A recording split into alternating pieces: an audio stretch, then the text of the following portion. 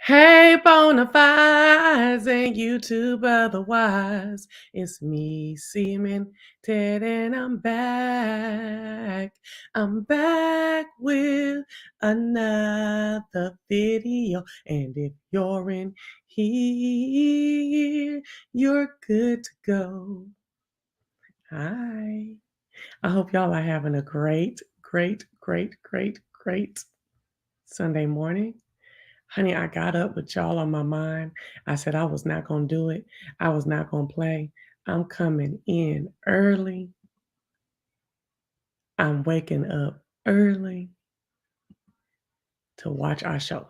So here we go. Here I is, okay? And I loved it. And I loved that ish. And I loved that ish. I loved it. Ooh, I loved it. Oh, Sophia home now. Sophia home. Baby, listen. I understand a lot of people probably have not watched this just yet. So I'm gonna go through it how I regularly am, but I know that we're gonna have some more stuff to talk about, possibly, since I may do another one later on in the week. I absolutely adored this episode. The color, the filter colors on the picture, on the cinematography was just everything was just so beautiful. The costuming of Clifford was so beautiful the whole time. Which that's a hit and miss right there, but I guess that's part of the character. But the music, oh my gosh, they were cutting up with the music. Everything was right on time. Everything was right in the special place it should be. Okay. Oh my goodness, all down to how everybody's storyline broke down. We got some good segues, okay? Some segues, not the easy way out on stuff, not the easy way out on stuff. Girl, we even saw some redemptions. Ooh, girl, I mean, I got shut up in my bones, okay? They was out here cutting up. Shout out to Katori. Hall and all them, okay? And all the actors, the backstage people, all the creators, baby, it is it was popping. If you have not seen it and you just can listen to my video, I greatly appreciate it. But please go watch it. Please go watch it. I watched it only one time for enjoyment, and I just couldn't even wait to watch it again to get, take some notes and whatever. I had to come in and talk to y'all. So let's do it. Okay, and you know how I do mine. We ain't walking all the way through every part of the episode. We're not going, you watched it or gonna watch it, so you take that journey. We're gonna talk about the standout, the fun, the crazy, all of that. All right. Oh, and if you would hit a like for my video, it's free and I greatly appreciate it. All right, first of all, was that Jodeci that came on? Okay, so we know that Clifford and Lil Murda been having this love affair, this secret love affair the whole season, last season, this season, stuff like that. And there's been a resounding theme, a recurring theme that Lil Murda being this up and coming rapper, should he expose that he's gay or not? Because that community hip hop really doesn't intake, the homosexual community positively. That's not the persona or the image. So he's been going back and forth, and Uncle Clifford, being an old, transvestite and drag queen and stuff like that, is like, listen, I get it. I'm not new to it. I'm true to it. I understand that these type of things can't be shared in certain dreams that we have, and I'm not gonna get my feelings hurt about it. I'm not gonna get mad with you about it if you choose to follow your dreams and we just have what we had. You know what I'm saying? And have those memories and have those, that thing between us. You don't have to come out because yeah, remember at one point he was like, Uncle Clifford was like, I'm not gonna be no secret. But he also was also like several times, also was several times like, and don't think they ain't been pushing that she stuff. Everybody on the show saying her and stuff now. Because I think they saw people getting twisted and mixed up on these reviews and talking about it and stuff like that last season. And they was like, no, let's get her pronoun right. So I'm trying to get her pronouns right. Okay. And again, to all those who are out there, if you're looking like a man, your eyes is what you take in stuff at. Okay. And I'm sorry, Uncle Clifford still looks like a man. Okay. So, oh, hey, Coda. Okay, cool. So Clifford and Murda about to go on tour with Megan Thee Stallion, Tina Snow, and he's having second thoughts. He's like, do I really want to be, do I really want to keep living on this living these double lives? Like you even saw when the episode started and he was about to perform that song he just came up with that night. Okay, remember? I'm like, wait a minute. Now they just told the club up, and now he's making a song called 7 Pounds of Pressure. Now y'all tell me if I'm mixed up on this. Wasn't he just in there talking to Mercades about 7 pounds of pressure and it wasn't ready yet? So how he get it ready in the next hour for them to go perform? Girl, I don't know. I got lost with that one right there. But anyway, remember before he went to perform and he was taking off his teeth and he was looking at himself in the mirror and saw the mirror split and we saw several different images of him in the mirror. He's trying to figure out exactly who he is, who he want to be, who he's going to present. And he goes out there and he performs it uh for the most part a cappella until DJ Never Scared, who's back. That's my dog. I like his name too. Uh he comes back, he got him ready to go out and he does the acapella point, looking at the little gang guy out there while he's saying it and doing whatever, and then DJ Never Scared, puts the bank down on him, right? All right. So Lil Murda is going through all this who am I shit. So for Clifford to tell him and release him onto his dreams and say, look, go, you may never have this chance again, you being foolish, okay? Like at the end of the day, we can't do this out in public. And I understand that I'm not gonna hold it against you. Left them in the morning. Did y'all see Uncle Clifford body? Ooh, Lil Murda still got titties and a little soft stomach to deal with. You know what I'm saying? He just ain't got no kitty cat. I was like, okay. So, and he had his little underwears and stuff on. I was like, I need to get me a little piece of contraption that he had on up under there. I was like, ah, okay. And then this little, and then I need some nice robery and shit like that, baby, because I'm a queen. Okay. So anyway, girl, I'm getting my single, sexy, and free life together in here, girl. I've been making orders all this week. Get my life together, get me, girl.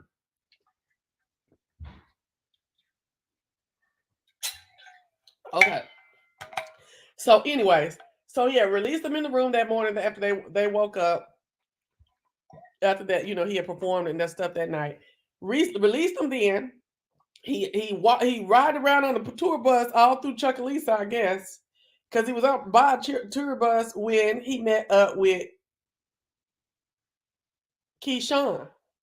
Then later on that night at the party, the Negro say he ain't going on tour. And Uncle Cliff was like, "Boy, you acting foolish and stuff like that." And he was like, "No, like this is love. You know what I'm saying? Like I love." He's like, "And the last person I love." And I told y'all that's why he was looking at Uncle Cliff crazy when Uncle Cliff was talking about, "Have you ever? It's gonna be hard to not be around the person you love the most when they dying." And because Murda really did love Teak.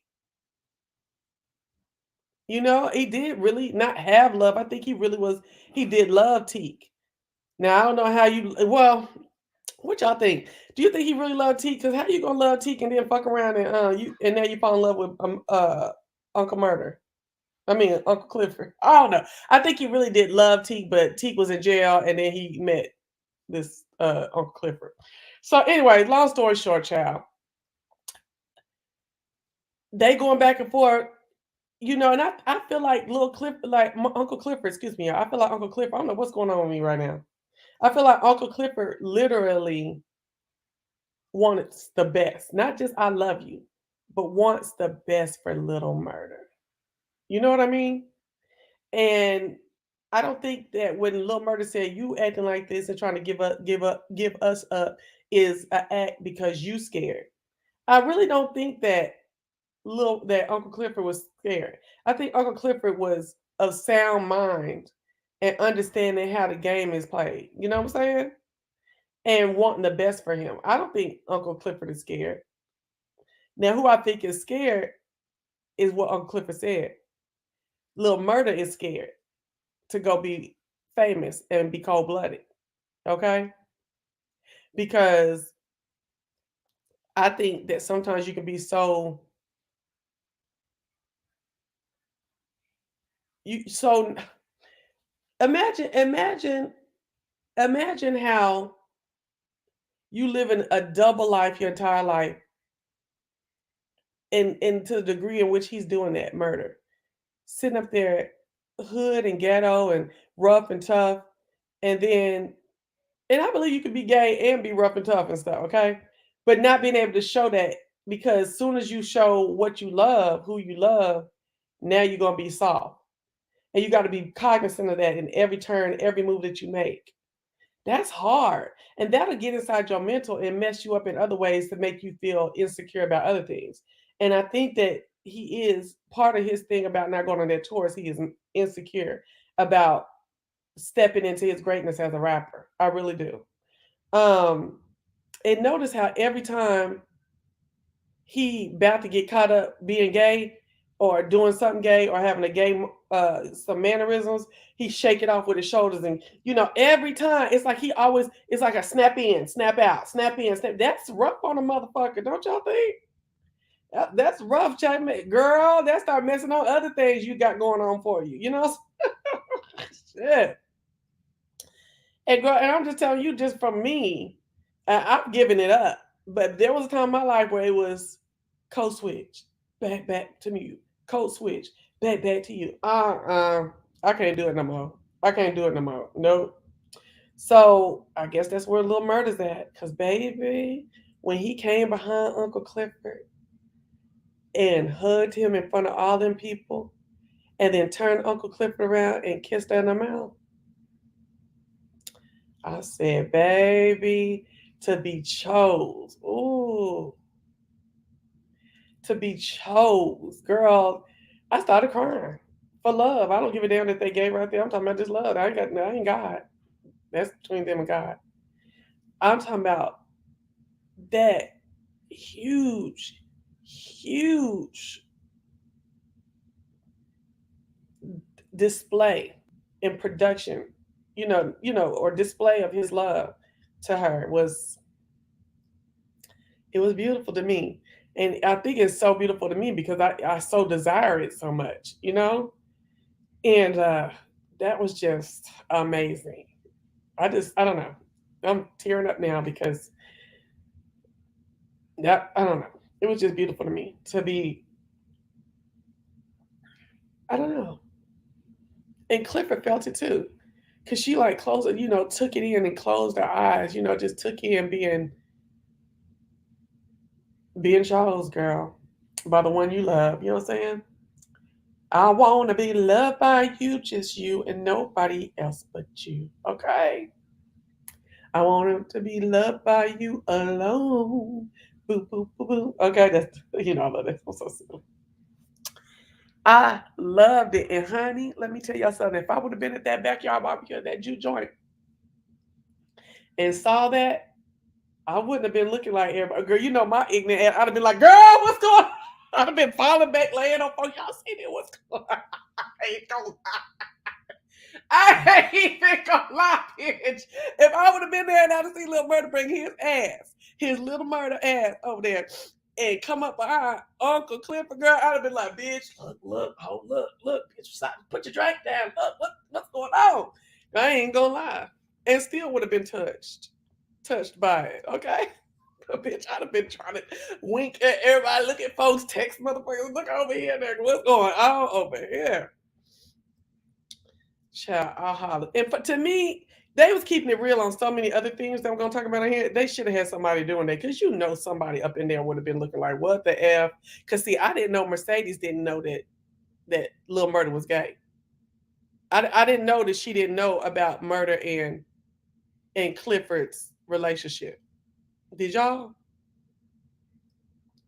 I got an attitude because I came so early and can't nobody talk because y'all probably ain't seen it.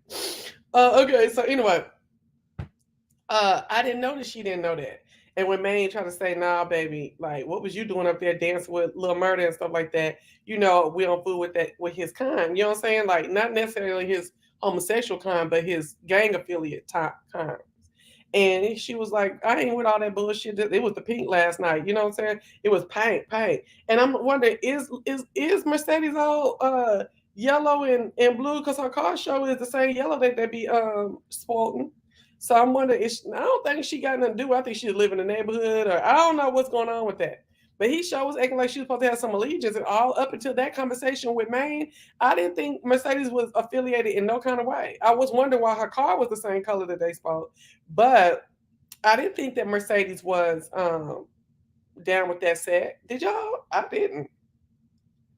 If you're just joining, hey, thank you. Come on in and drop me a line or two. You can participate in this conversation. So, yeah, honey, I was like,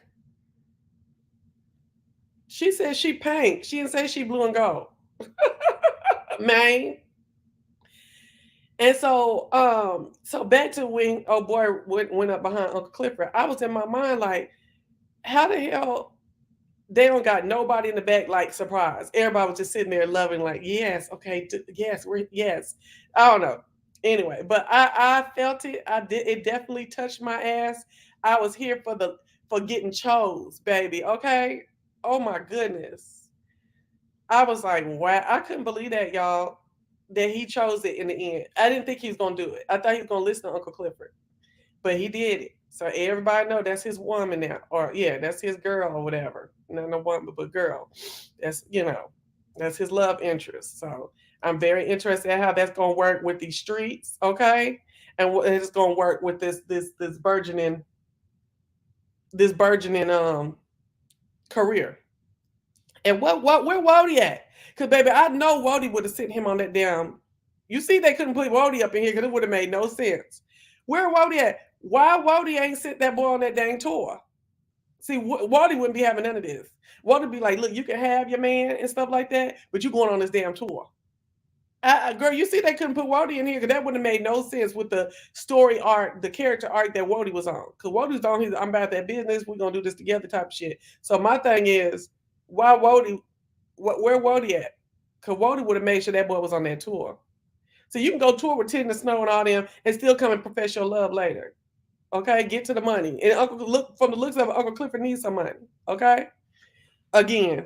All right. So now, why are we talking about that? Good morning. I don't think Mercedes is affiliated with Man's Gang. I think she's just in the neighborhood. Okay, that's what I was thinking too. I was like, what's going on? And he was just really pressing her, and you know, trying to let her know that Lil Murda was a girl. I was the child, not the word he said was a gay man. Okay, and she like, you better not talk to because you know he called him an F. And so you better not. You see, as she love her Clifford, you better not say nothing crazy about Uncle Clifford. She's like, that ain't the F I'm talking about.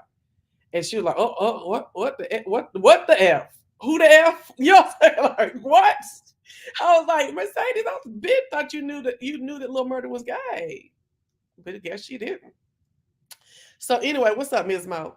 So anyway, child, let's get over here. Let's get over here to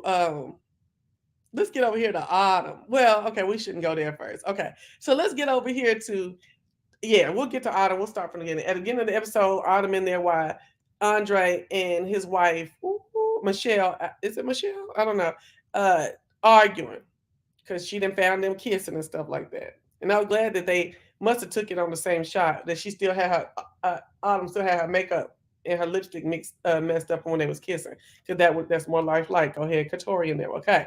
So anyway, basically, they thinking that he gonna win. He got a good chance of winning because he been in the head all night, you know, during the runnings. And they're arguing, and Autumn was like, you know, look, I'm finna go outside because the what do you call them people? Like the press and stuff like that was out there waiting on him to come out. And so he comes out. Then Corbin comes in like, baby, it's gonna be on and popping. It's gonna be on because Corbin at this point don't give a damn who win. Okay? That we find out later. Okay. So Corbin comes in, telling me it's gonna be on apartments going on. Andre getting a little hype or whatever. Hold on.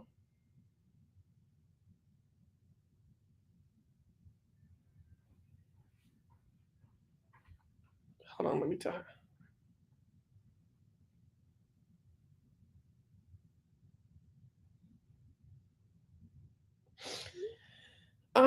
So what's so crazy is the woman's all like, you know, I guess that's what I'm doing and stuff like that, but I really do love you. And I know I was screwing my friend, my doctor friend and stuff like that, but I really love you and stuff like that, right? Well, he told her he was in love with another woman, so he in love with Otto. You was gonna be in love with her anyway. What's up, girl? Okay. You was gonna be in love with her anyway. Because what we find out, he acting like they should never been married in the first place. Some about, you know, he got married for the black and white of it all, what they look like on paper. I said, Lord, girl, I've been getting convicted left and right about that stuff because you know I had kind of given up on love even before this last relationship. I had kind of given up on a little bit. Then they sprung back with this, and then like after that, I was like, you know what? I just need to be about my money. You know what I'm saying? And girl, I'm telling you, these last several weeks, I keep seeing the pitfalls of being about your money in these marriages and shit. You know, you can get you some good years, good memories, and all that stuff like that. But baby, that nigga said that child, I just was trying to get put on basically, and it was a good look. Is what I got from it. Good morning, mustache, Miss. Good morning, the Mimosa Chronicles, and good morning, mustache mistress. Hey, Jan the best. That's why women shouldn't lower their standards. See, she lowered her standards to be with this dude, okay? And he was trying to clean himself up so that he could be with her. And this has been teaching me a lot in about marrying for black and white from all sides. Okay. Don't ever, as a woman, let a man come up on you. Period. If you are his come up, I ain't with that, girl. Bump that shit. No more again. Okay. No more again. But then now we starting to see a lot. And I'm telling you what age it is. What age that this type of, I'm not saying it never happened before, but what I'm saying is you're seeing that a lot with those of us who were teenagers in the 90s. Those Negroes, okay, because we the ones going to college for real, okay? It's us that was teenagers all throughout in middle school and teenage all through the 90s. We the ones that's this heavy, oh, you black women got all these degrees and all that stuff like that. And well, I'm gonna say late 80s all the way through the 90s. Y'all the ones with the degrees. Okay, y'all the ones with the degrees and the money and da da da da, right? And see, that's also the age where a lot of them brothers start going to jail and hitting the pen and all that stuff like that. Okay, think back, think back, think back. See, now motherfuckers is out, or they never went, but they didn't do too much, or if they did, it would just ain't enough, or it ain't like you. And now they trying to come up off our back. Fuck that. Fuck that, girl. When I said fuck, the heat came all the way to my lip, past my teeth, and back up my lip, girl. Okay. And girl, he tried to clean himself up and then end up playing video games while she out there working in the pandemic. Girl, ain't no goddamn way. It got a whole law degree. No, indeed. Let me see what y'all talking about. You know, I'm gonna go off on a tangent on some stuff, okay? If Autumn comes back, it will be towards the end of next season. That last scene kind of felt like she'll be gone. Oh yeah, good. I'm glad. Because she needs to go away, and we need to see what we here for Chuckalisa. She needs to go away and then come back in a major way. Okay, like the woman with the date in Popeye's parking lot and went off to marry him. She's a VP of a company, and he had 5 other women he was dating. Girl, I heard something about it, but I didn't even get deep in it. When I heard that it was a wedding in the Popeyes parking lot, I was like, child, I'm not interested. Okay, so she was a VP. Okay.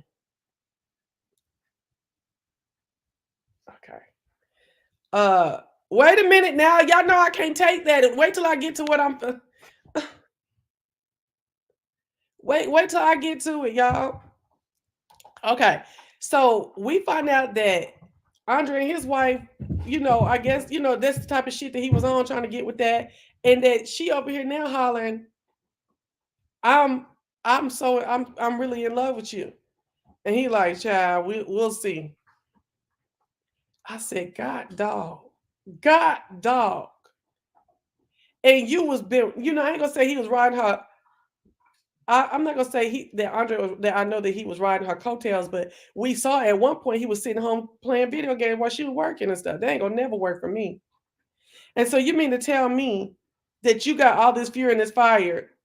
Yeah, he was a liar from the beginning. You got all this fury and fire, and you've been trying to get put on the whole time, trying to be somebody else. You presented yourself. You've been lying to this lady from the beginning, and you got all this fury and fire that she done lied. It just be tripping me out.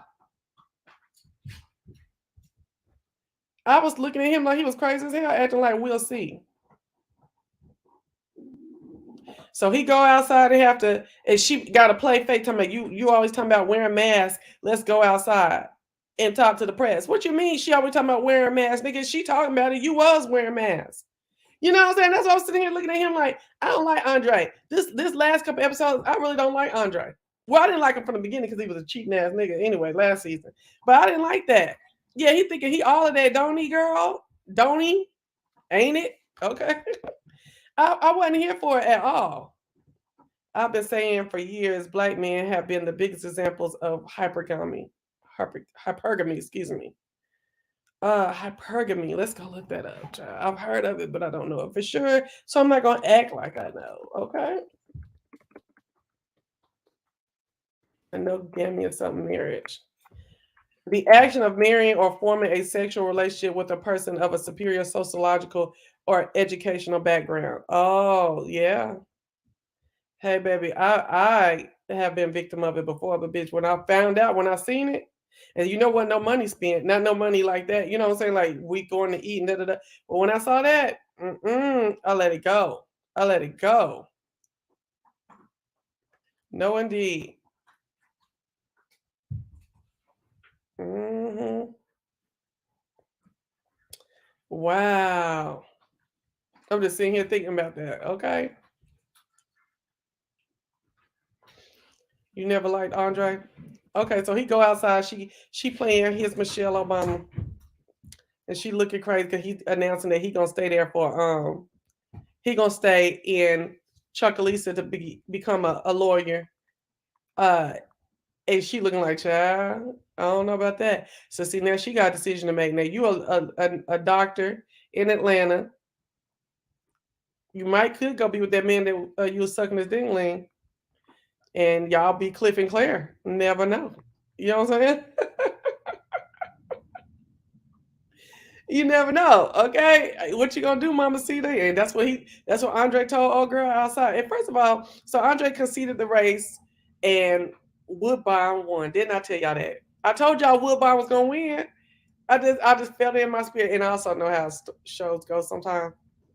It had to be Woodbine because we have to have the shenanigans. You know what I'm saying? Andre would have been a boring mayor, and so would the white boy had been a boring mayor. We got to have somebody who's down to keep up all these shenanigans and who gonna still not just get rid of the pink, but now have to fuck with the pink. You know what I'm saying? On moral obligations, have long standing feuds and shit like that. So it was gonna be Woodbine. So, anyways, so back to this. Anybody out there was like me when y'all saw them women outside of the house with his wife there bringing him food and flirting with him in they tight dresses? Like, girl, that would not have happened to no married ass man. I just don't in the South like that. I don't think that would have happened like that. I thought that wouldn't. I don't know. And sitting there feeding him in his mouth in front of his wife. I don't think so. And she was kind of pussy for letting it go down. You know what I'm saying? Because I'm like, nah. Never would I ever let that go down, okay? The fact the wife stayed with Andre after she caught him with Otto, I don't know. She left his ass right where she found him. She should have left his ass right where she found him. Exactly. When Andre told Brittany he was in love with, her name was Brittany, thank you. Brittany, he was in love with Haley, I would have been gone. Okay. Mayor Bishop Woodbine for the win. Okay. I knew the stripper Mayor Bishop was going to win also. No way those women would have lined up in front of my house. That was a so okay, so let's talk about the line real quick, y'all. I guess okay, it's gonna be announced. Okay. Hold on, y'all. Do y'all hear this dog going back and forth? Can y'all hear this dog? She just going crazy with her toy. Anyway, so Lord, this thing just running through the house like a horse. Brooklyn, she didn't push past that thing. Oh, all right. So anyway, she was like, girl,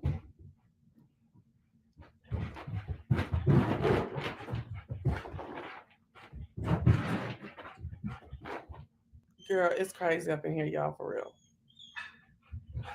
You gotta go. I feel like this nigga about to do. Hold on, real quick. Let me take her out. It's something weird about her. I ain't got time for no more doo going on. Come on. Come on, Chloe.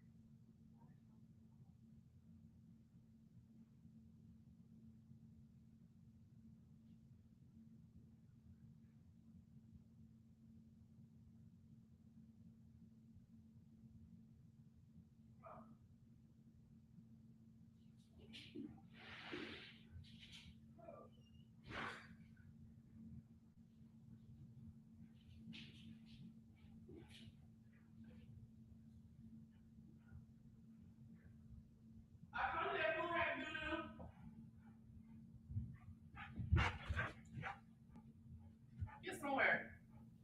Y'all be messing up my damn review. Girl, that dog got the doo-doo on the outside, not in the inside. Get your ass on now. Shit. Go on it. Go get Brooklyn. Go get Brooklyn. You shouldn't have left that thing go because now she ain't gonna come in there. All right, y'all, I'm back. Sorry. So anyway, I didn't understand how them ladies were lined up outside her house like that, okay? Well, they lined all up, feeding them and shit, congratulating them. And she in the back looking like, which way am I about to go?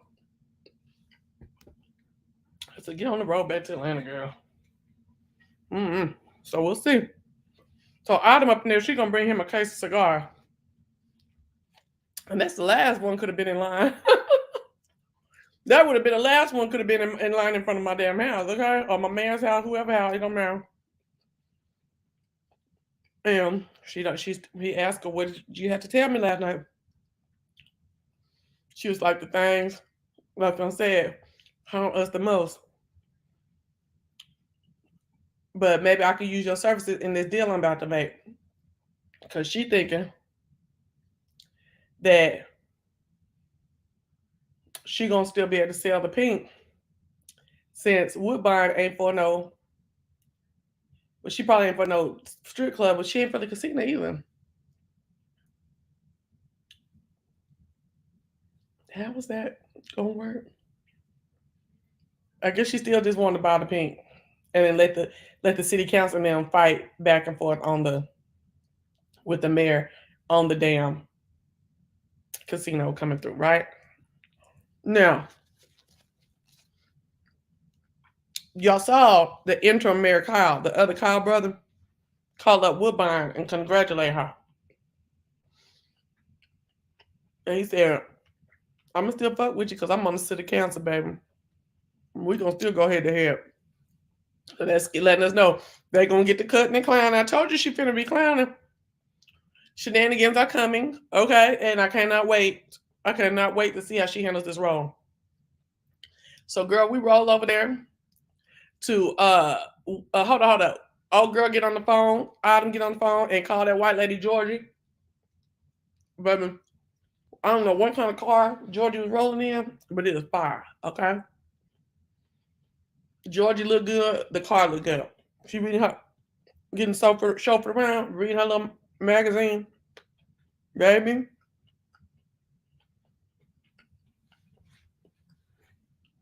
She said,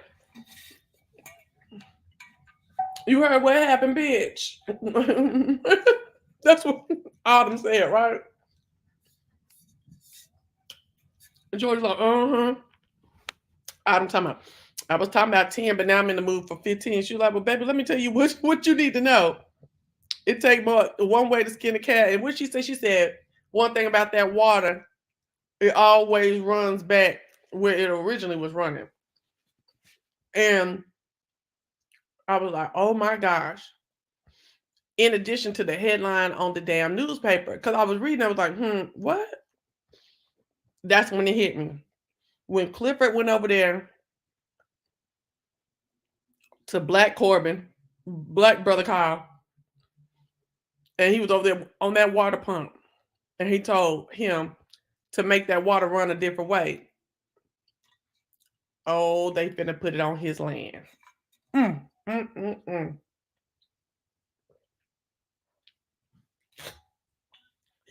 Look at how these tables turning, y'all.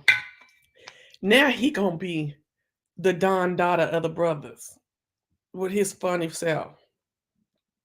Because he gonna have all the money. He gonna be the Don Dada. I said, okay, let's get into it, girl. They done put this story together, okay? It's a lot. I ain't gonna lie. It's a lot going on, but they done put this story together, okay? You said, yeah, look at Money Green. Okay, her Money Green suit. Jordan's looking good in her Money Green suit, wasn't she? None of that food would have gone inside my house. Actually, I wouldn't have been there because I'd have left the night before. I knew that deal wasn't going to go down. Also, you never win when you play dirty. Georgie was a Rolls Royce Phantom. Okay, was in a Rolls Royce Phantom. Okay, okay. I wonder what happened to the other car. But yes, I was looking for him too. I thought he was going when they panned out on the porch. I thought he was gonna be on the porch too, but he wasn't on the porch. I don't know what happened to him. I guess after they playing all this real music, they couldn't. They couldn't put Wody back on there. They couldn't put this other car brother on here. You know they couldn't pay everybody because girl, they got everybody music up in here. Okay, listen, bitch. She said you should have took that $5,000 when you had the chance, bitch. At the end of the damn conversation, I hung the phone up on that whole bitch. I was like, what? I was too through. They done ran game on the trickster. Ain't that some mess? She really thought she was doing it too with her little walk. She was trying to walk that walk. Autumn got clown. She got mixed mastered in the end. God dog, Autumn. So you don't fuck around nobody's land and home and all that stuff doing that bullshit, girl. Who's dead? How he dead? The canal is in honor of the dead brother. You all forgot he's dead? Yes, how he died? You holler too, Jan. I sure did. I holler when she said, you should took that money when you had a chance or whatever she said to a bitch. I said, okay. Baby, Georgia girl. Oh, girl, Georgia was where she was sitting how I would want to be sitting one day. Come on, let me sit like that one day, Lord. Okay. Georgia was cleaned in a bitch. Okay. Now, somebody, Mimosa, please tell me how is the other brother dead? Where did we miss the other brother dying? And how he died? Okay. So now they got Woodbine over there in her. Girl, everything in that scene of Woodbine taking office, it has been me before. Okay. I'll say that. All right. It has been me before. When you walking in, you looking around the office like, whoa, I done made it, bitch. You know what I'm saying? Okay. Okay. This is really this is really me, right? And you taking down that motherfucker you ran against shit. You like snatching it and stuff like, fuck. Oh my gosh. I was in a deja vu. And I was just like, oh my gosh, and she was walking, she had her little jacket on and was walking around the office and stuff like that. And girl, when she flipped that cape and went in a circle, I said, that is so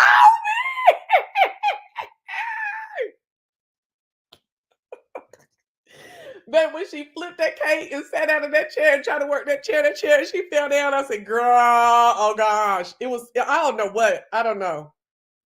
Sometimes I be feeling like folks listen to me be watching my show and be for all these years and take little shit and do stuff, but I ain't trying to act like I'm all that, but okay. But yeah, I was just too through. I was too through. I loved it. I loved it. I loved it. She did her little press conference and Mercedes was sitting there smoking her cigarette, looking at her mama, right? Like, God dog, this lady is off the chain, right? And she say, what did Mercedes say? She say, you stay doing too much. When old girl said, the lady who was talking to her had said something like, well, why are you hold on one second. Hold on. She was like, so are you going, it's gonna be hard to be mayor and have your parishioners or whatever, right? She said, well, I only intend to put my Bible down no time. So what y'all can call me is Mayor Bishop. I said, bitch, yes. Yes, you know what I'm saying? That was it. Mayor Bishop. Yes. You said you live for the actress who plays Woodbine. Baby, she ain't never gonna be Mayor Bishop to me. She Woodbine. Okay, we'll play with Mayor Bishop, but in my heart, you Woodbine, baby. Woodbine. So that girl name was Mercedes Woodbine. Well, you never know. Because you never know what Mercedes' last name is because the mama was out there. Woodbine. Mayor Bishop, honey. That scene with Woodbine in the mayor's office was fire, but when she flipped that chair, I was laughing. Okay. You have to go on to Twitter, I think, to see the director's reasons for setting certain scenes. Yeah. And then They saying she's the first female mayor. They had her in pink when she went to go see Mercedes and give Mercedes her daughter back. She was in white. We'll talk about that in a minute. Yeah, there's a lot of things that you can learn. I mean, I don't watch them on Twitter. This is just me from watching TV and knowing stuff. But let's go to Twitter there. Let's see what's on Twitter real quick.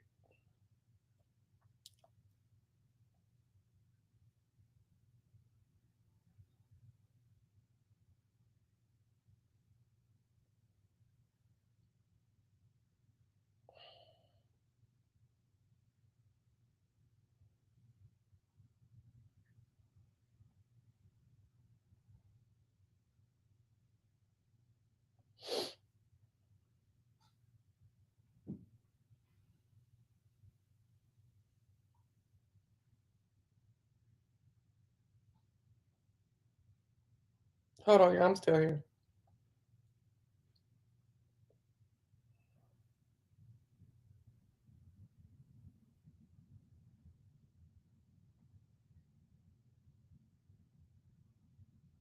Okay, I ain't gonna be doing all this reading. Maybe I'll go look at her stuff and then come back and talk about it. I don't know.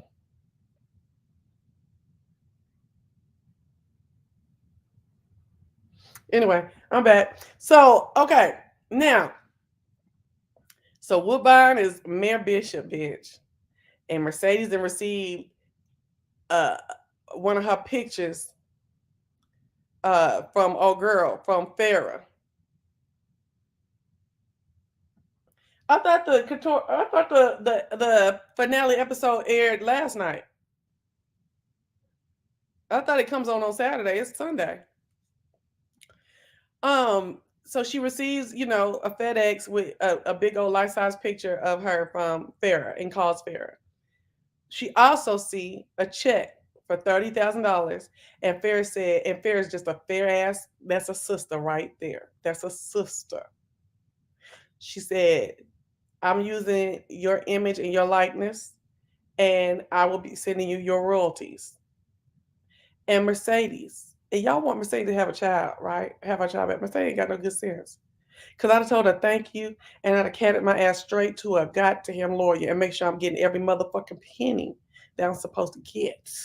Not her decisions, but every fucking penny. Okay? And I still love you, Farrah. And we still cool. Farrah said, "No, you'll never see me again." See, that'd have been a further push to go see something. No, bitch, I will see you again if this pennies ain't right. Okay? Okay, now I'll see you again if these pennies ain't right. They developed Patrice's character to be more likable this season. She's funny to me. Yeah. I think everybody gets some little redemption arcs at times. So, okay, so I was here for Farrah. But I'm telling you, Mercedes goofy girl. They need to get Mercedes back on her job a little bit better. Like, you know what I'm saying? Because they ain't no way I wouldn't have been like ding dong ding, dip doop doop doop doop, calling a lawyer. I know that maybe not be something big to do in a TV show, but I just want to see Mercedes be business minded. You know? Mm-hmm. Yeah, official air date is Sundays. But I'm seeing now how everyone catches it when it drops online at 12 a.m. like me. Oh, okay, gotcha. Okay, I didn't know it was a Sunday thing. Yeah, it was a Sunday thing last year. I mean, yeah, the first season. Because, yeah, I remember what I was doing. What do you need? Uh-huh. Okay. Well, get on then. Go somewhere. Anyway, so I was happy when Farrah sent her that money and said that she'll be getting royalties. I was too. It airs for everyone tonight, and then she tells behind the scenes details and symbolism of certain things. Okay. And this is where on Twitter she does this?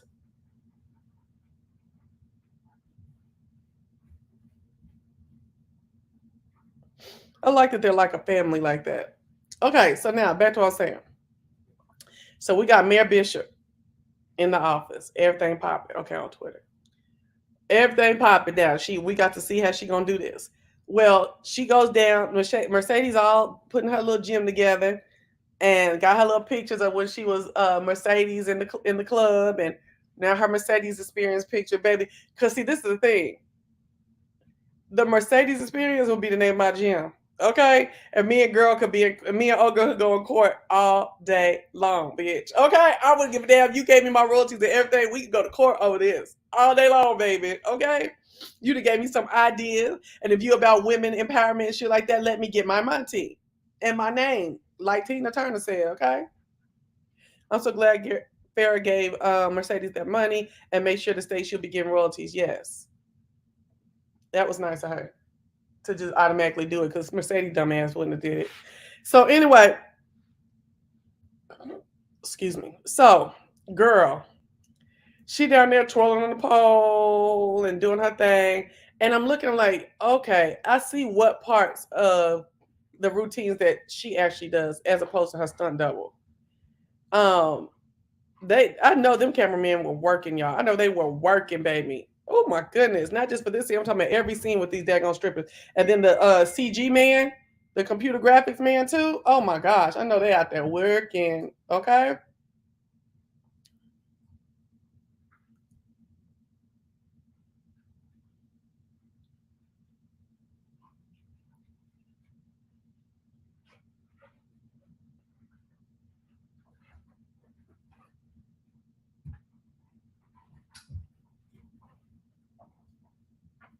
Oh Lord.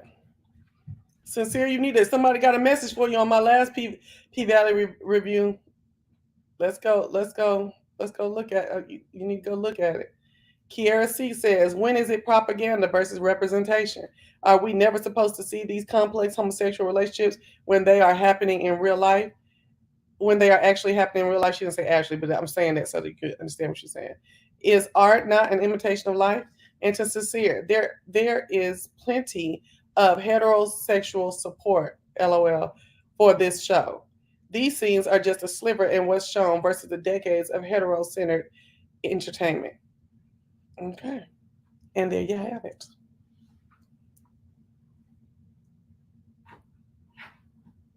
His name is Wyatt, but how did he die? We don't even know. None of us know that he died. How did the other Kyle brother die? All right, so now let's talk about it. Girl. Woodbine take her tail down there to that gym, and you can tell that she's on a redemption arc. She's dressed all white. She seems like she's coming down there out of love and some slick congratulatory type of stuff for her daughter. And tell me, I just come down here looking at small business owners. See, I can't stand shit like that. You came to see about your daughter and bring her daughter to her daughter to her. Okay, so Shell in rehab and asked Woodbine to watch whatchamacallit, Terica. And Woodbine said, I done raised mine, baby. With me being Mayor Bishop, honey, I don't think I can deal with no little 14-year-old girl. And fast as Terica is, as we see, okay, not only getting pregnant at 14, but turning around and shaking her booty around Maine and them too. Okay, she's very fast. Okay.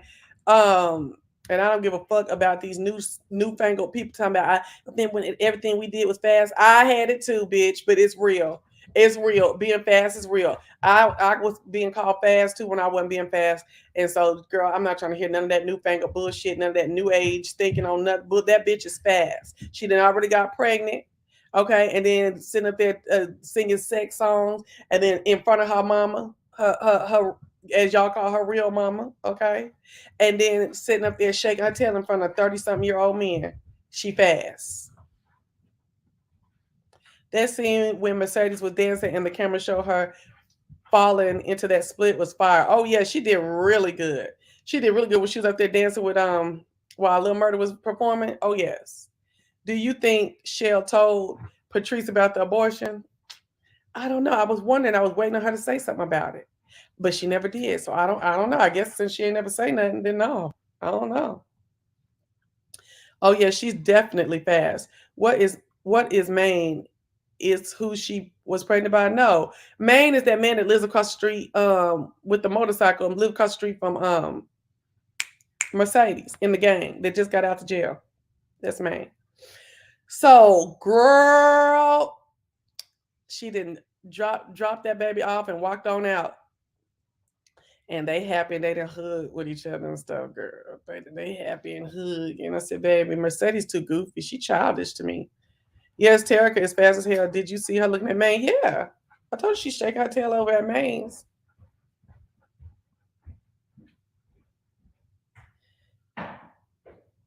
Yeah, I caught that little something when Mercedes had introduced Terica to Maine. Yeah. No, I told you what.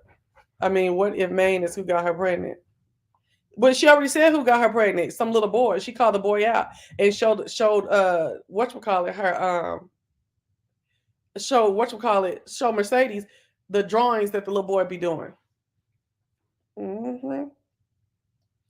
So girl, so that's Woodbine, Mayor Bishop. Go on, Mayor Bishop. Mayor Bishop walking in her collar. She said she could wear many crowns. You see how many wigs I got? I said, Chad. She said, God ain't gonna bring me to nothing that He ain't gonna take me through it. I said, come on, well, I ain't mad.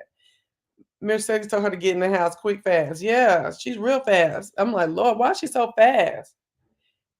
But at least Mercedes ain't gonna be stripping no more. So she told Clifford. All right, so let's keep going. So, grandmother then came up out of the damn Corona, and hold on. Damn, I should have set my bottle of water down there with Brew.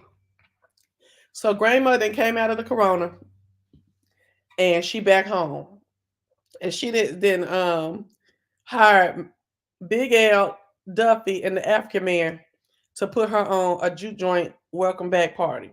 And she ain't gonna hear nothing else about it. Clippers like, dog, you just got here. You know what I'm saying? Like, chill out. You still coughing. Let me help you put your foot up there. She ain't trying to hear none of it. I'm a live ranch and I'm gonna do it. Okay. Those could have been prison drawings. Girl, okay. So uh uh grandmother ain't here for it. She about to have her party. So when he's chasing or Clifford is chasing her up the stairs, trying to get her to act right or whatever. Time she got to change her panties. I was like, oh my gosh.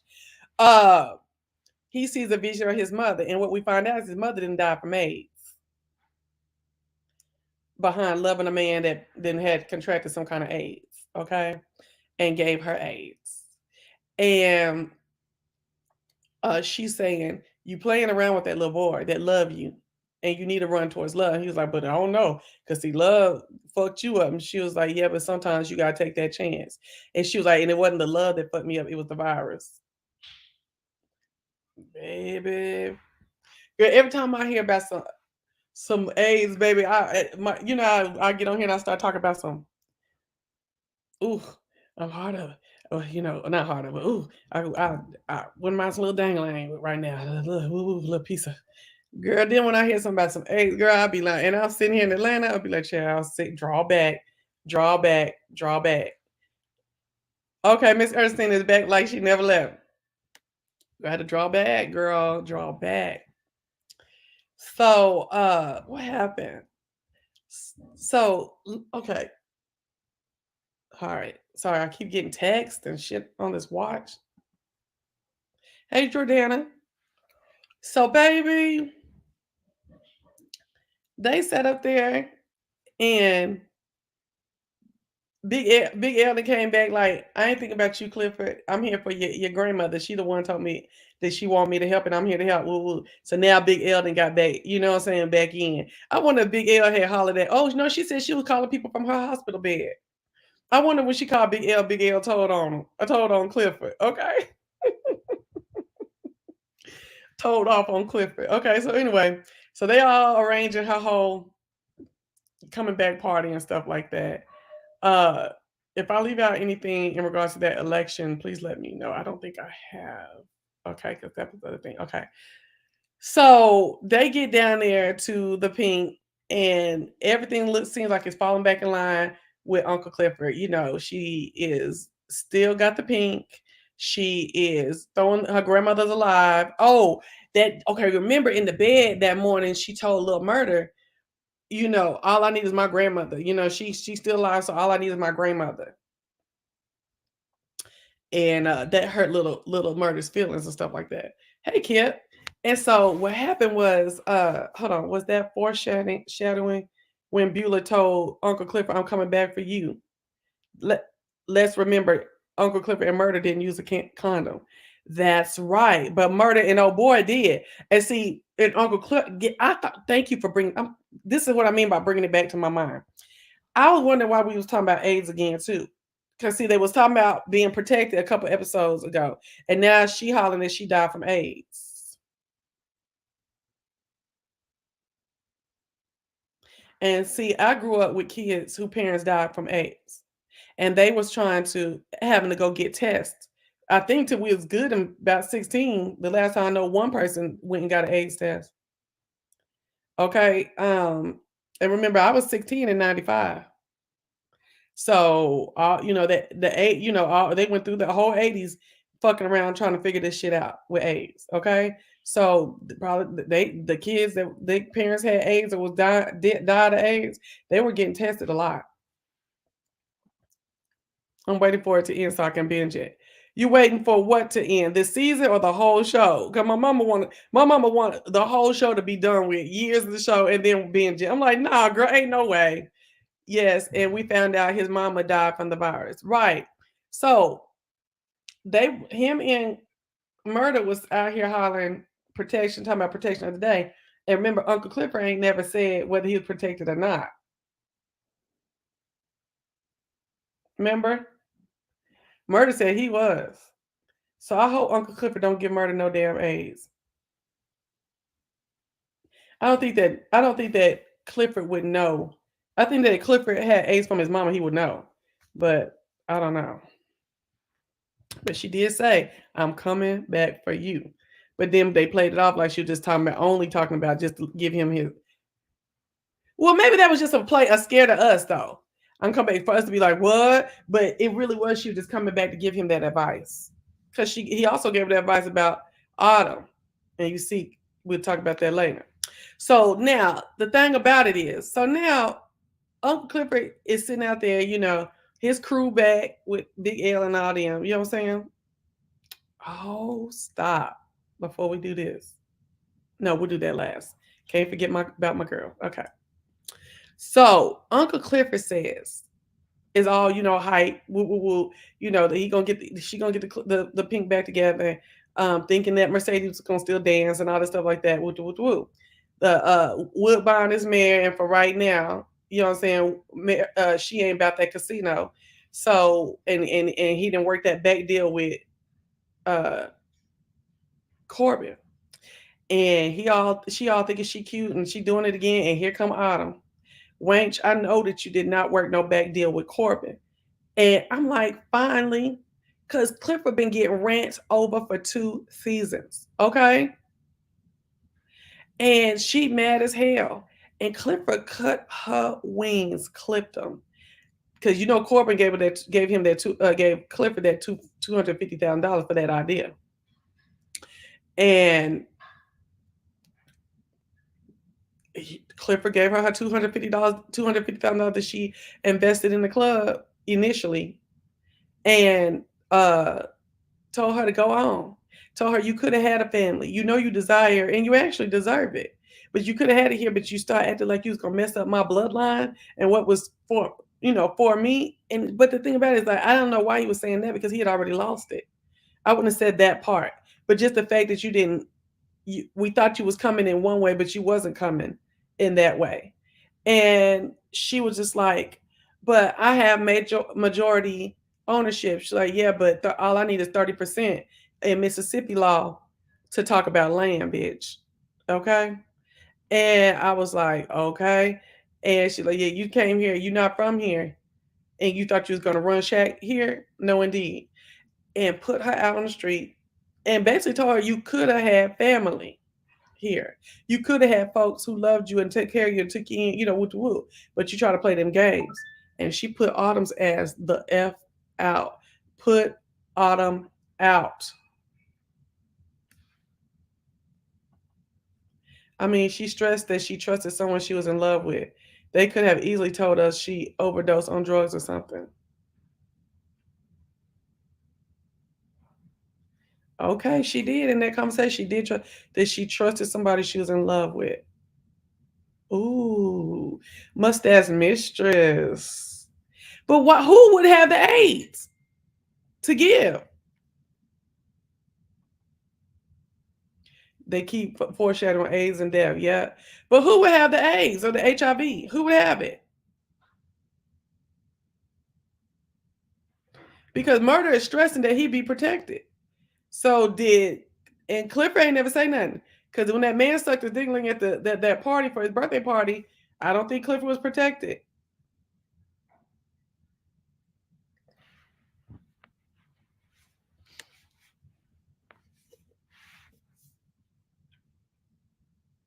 I don't know. So anyway, long story short, I was trying to think through it, but long story short, Uncle Clifford put Autumn out.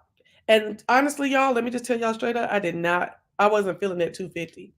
He should have came with her to her on 500 after all her money put them improvements in and stuff like that, because Autumn really wasn't on no snake shit. She just didn't have no allegiance on that damn that property and shit like that at all. She saw a business endeavor and she took it. That's it. Clifford thought she was in love with them, and she wasn't. And I don't think that she was being evil. And the fact that she was gonna split it, nah, I would have gave her some more money than 250.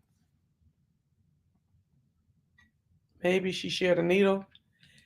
Clifford ain't in no needle shit. Oh, talking about the mama. Maybe she shared the mama shared a needle. Okay, I don't know. All right, y'all. Can we move on from that though? Unless y'all really got a little idea of how this stuff is connected. Okay, let's move on over here though to this Autumn shit. I think she should have got paid a little bit more money. And I was looking at Clifford like, you really think you bad? Talking about, sometimes because the bitches plays neutral and quiet and stuff that she don't know how to wage war. And I was sitting here thinking, now, bitch, if you think that bitch gonna take that 250 and just be gone, you crazy as hell. But I just didn't know how she was gonna come back. Well, Murda said he slept with Teak several times in jail. That's true. He doesn't strike me to be the type to go get tested. So you telling me Teak don't strike you as the type to go get tested?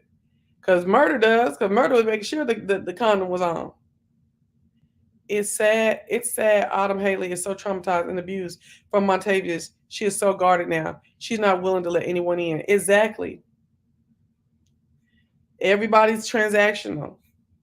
And see, folks will be through with you all the way together, making them transactional. Honey, I don't do the transactional shit.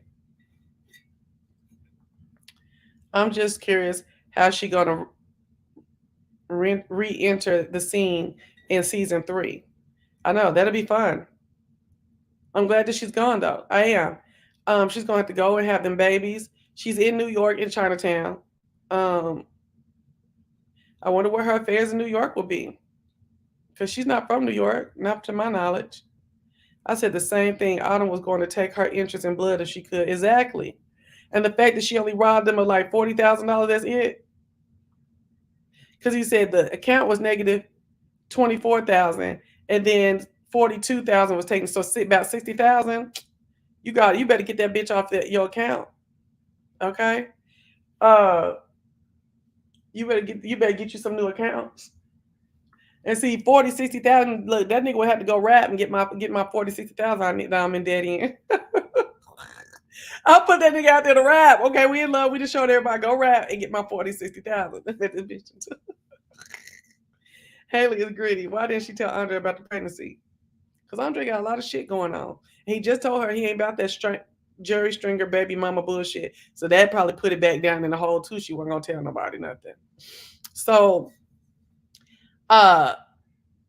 Haley walks out or whatever. And later we see Big L out there looking at the finances, get Clifford, and sitting up there, and the girl that took about $60,000 out the account.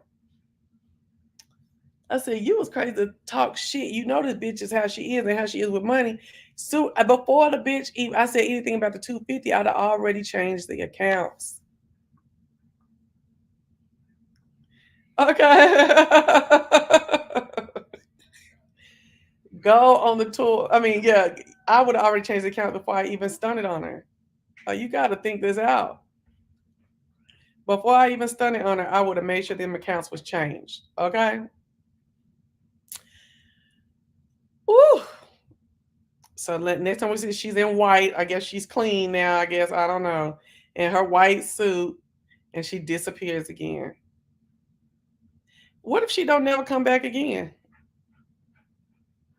I think I would be okay with it. All right. So they had grandmother's whole shindig. She having a good time. Folks out there, Murda taking her around on the scene, dancing and stuff like that. She got her little. I guess the African man likes her for real. For real. I didn't get that part. Mercedes then brought old Fast Tail Terica up there. And the family's all out there. The family, okay? The friends and family are out there having fun, this, that, and the other. Did you see Diamond sitting next to Big Bone? Like everything was good again for that little moment, okay? Oh, she had diamonds on. I didn't even see her diamonds. Carrying a trash bag, white suit, blonde hair, and dripping in diamonds. I didn't see the diamonds. Okay, girl. That would be great if she stays on. Exactly. Now, honey, and you heard her say sometimes the things left unsaid haunt us the most. Yeah, I think I don't know. She probably will come back off of that right there. Okay, cause yeah, and with them babies, baby, what is Brittany gonna do? So anyway, I think Autumn is going to make a name for herself and come back. She's having that man's twins. Well, we'll see. So y'all saw Big Bone and Diamond over there eating at the shindig, and I was like, okay, well, I guess he chose her or whatever. But then he gets a phone call, and it's from Miss Mississippi. Now, we know that Autumn had set it all up for her to supply her with all this money and stuff like that. I gave her a car, found her a car, and for her to disappear and leave from her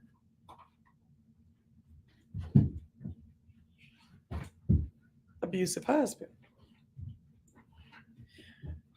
We thought it was going to be Big Bone who was going to get in the way of that shit with the husband, but it was not. So what happened is we saw that Keyshawn's ass had a whole plan together, had her Little Red Riding Hood outfit on, saying bye to everybody, met Murda at the tour bus in the middle of the shopping center. And that shopping center seemed like I seen it on the south side of Atlanta. But anyway, and they out there, and I love that hug between him and her. That's true friendship. He said, he paid her back the money that he owed her. Okay? Pay her back the money that he owed her. I'm wondering if he knew she was going to leave too. It's like too many people knew she was about to leave. If he knew she was going to leave too, he knew she was going to leave, excuse me, and made sure he gave her $15,000 that he owed her, hugged her up and said both their secrets were safe with him. And he said she was going to Cali. Y'all heard that, right? And so she done told too much shit. So we know Mississippi's been telling folks they're not married. Remember how he corrected the social worker and said, "Miss, I knew then he was on Demon Time. Yes, this season was filmed in ATL." Okay, cool. No, I knew when that white lady was in the house that it was already Demon Time. I knew when I saw that white lady start talking, it was some bullshit. Okay. All right, and so when I saw it was a white lady in the house, I knew it was some bullshit. I'm like, oh no. With the police behind her too? Okay, so now the thing is, I love that scene between her and Murda. I love like true friendship and loyalty and looking out for one another. I don't think I've never really had that besides my mama.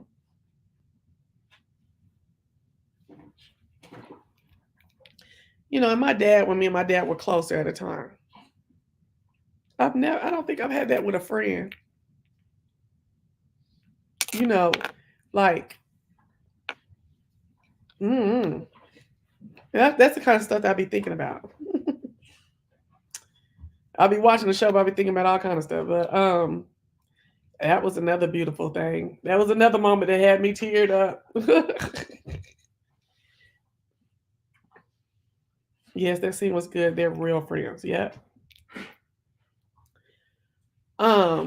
So they hug it up. And you did you see how she just fell in his chest and he just hugged her? He you can see they love each other. I love that type of stuff. Ugh, I'm such a softie. Anyway, so her whole plan was she was gonna leave at her sister's house while she gonna run errands.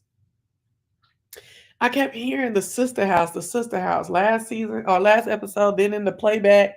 I was like, that sister house sounds so weird to me. Somebody else had said she got the kids at her sister house or something like that too. And I was just like, why we keep hearing yes, he was looking good right then. But I will say something while we're saying about looking good. I feel some kind of way about how soft his chest is getting now. See, last season he had his little pop muscles and stuff and all that, but now he looking soft and it's something to what Andrew Gabor was saying about him looking feminine or them trying to make him more feminine and shit like that. Cause now his body's soft and jiggling a little bit. Now not like Uncle Clifford's, but I don't know. I don't know. So I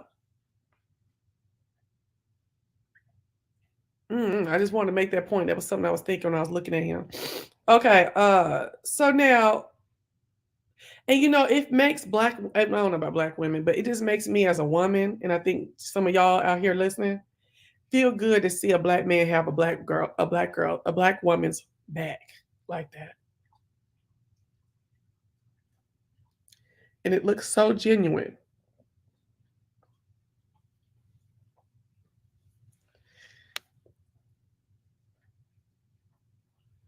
I really did enjoy those couple of moments between them.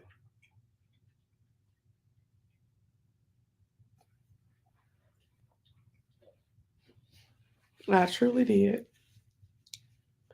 Okay.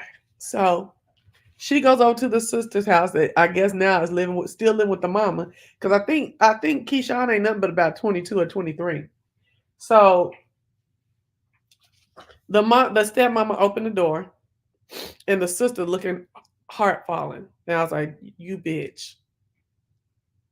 The mama then called Derek. Now, did y'all get it like this? Do y'all think that the sister end up telling the mama a little bit too much? And then the mama called Derek because she wishes to see harm to Keyshawn?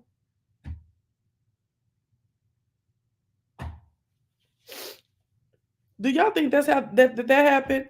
Or do you think that it was really what the mama said? Oh, I ain't seen this little baby in forever, and I just called well, why would she just call Derek and say, oh, this baby looks so good?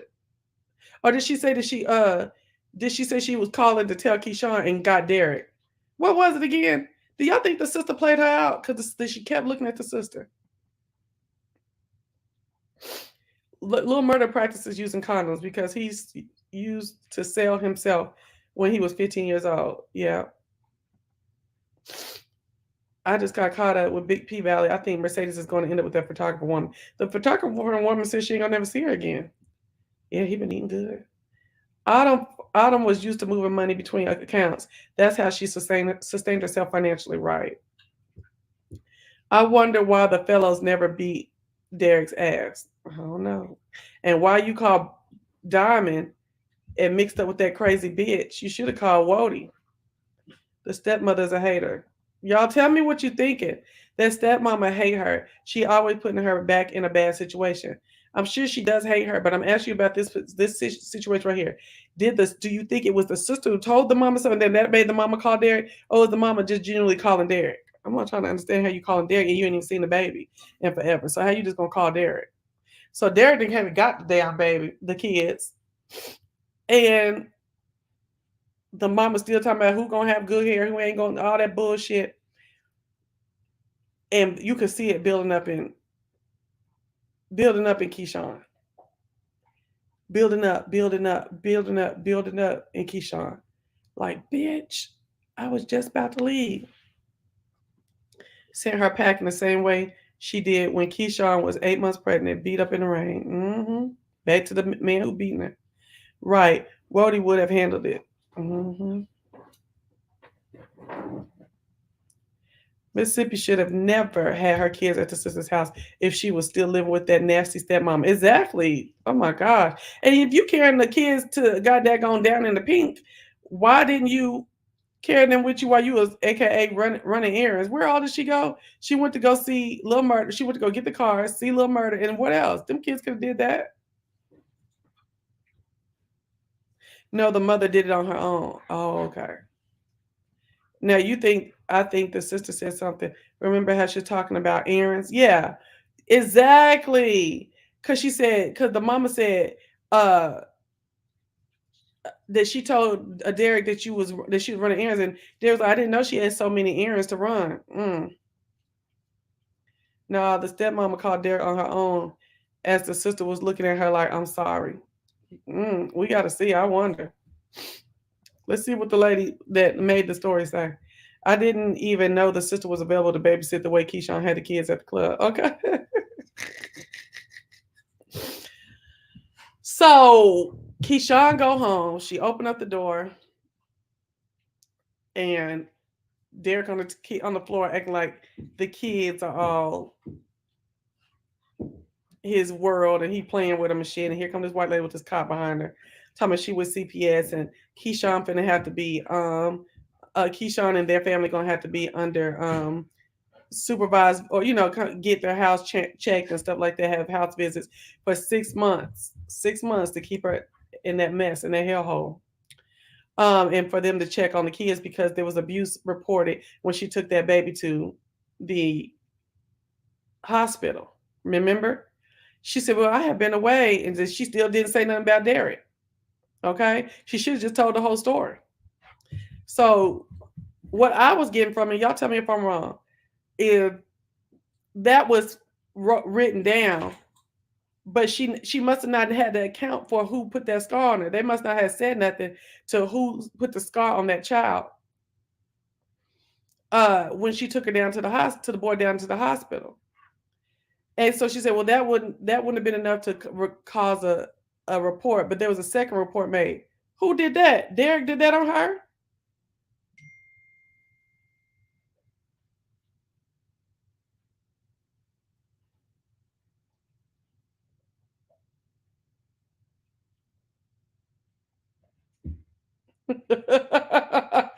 Kiera is clowning. Okay. Nope, I just figured it out. The sister definitely said so. I think so too. Think about it. The stepmom was like, you finally here? Why? You knew Derek the abuser came to pick up the kids. The stepmom was like, you finally here? I done lost. Why didn't you call Keyshawn and let her know? I don't know. I'm flip flopping on this, but my final thought on this is I feel like the sister told something that made it click in the I think the sister told her that she was gonna run away, and that's why girl called Derek.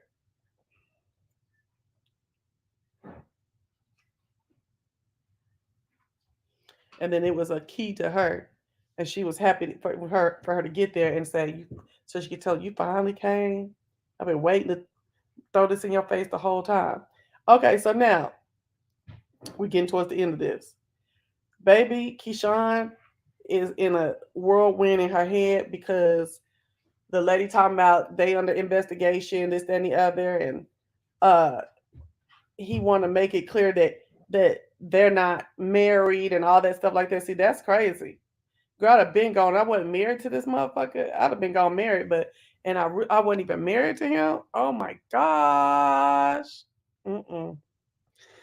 So he's trying to put a distinguished type of thing. So he's probably gonna go home with his mama with them kids. Was Derek that's what I'm thinking it is. That it was Derek the one who made the second call to CPS. Or was it really the neighbors? Because he said it was the neighbors that heard a noise and stuff like that. And she's like, well, tell them what happened. And I'm trying to understand, like, Keyshawn, I know you probably was just in the moment, but Keyshawn, You should still have. You had bruises just 2 days ago in your face. I'd have told them, let me wipe my damn face off real quick so I can tell you who the real abuser up in here is. Okay? I'd have told them, baby, let's go down to the pink. Let's go here and here. I got folks who got testimony on this motherfucker right here. You know what I'm saying? But instead, she let her feelings get into her and just enraged, and she just started whooping Derek's ass. And Derek gonna sit there and cower like he was he was getting beat up for real. And the police tried to jump in, and she then fucked around and hit the police. Oh gosh, and now she got them charges, and she ended up going to jail. Now she looking like the crazy one in the family. She didn't call and let her know because she knew Keyshawn was about to leave with the kids. She didn't even call to let her know Derek came to pick the kids up. They set her up. Yep. Derek is going to have her found unfit take those kids because she flipped out on him in front of CPS and the police. Plus, she hit the officer. That's why I said, yep, it makes his case stronger. Exactly. The neighbors didn't give a damn. This has been going on for years. Exactly. All of a sudden, the neighbors heard something. It's okay. So, y'all, can you close your door with her in it? Yeah, come on. Okay. And so I was just like, damn, Keyshawn. So Keyshawn down at the unit on the motherfucking phone. Oh my gosh. On the damn phone, telling the obvious order to kill Derek in the form of a lullaby story. I said, girl, I can't believe this. Like, why you just didn't tell him to go get that car and get your money and bail you out? Can you get bailed out for hitting the cop? I think you can.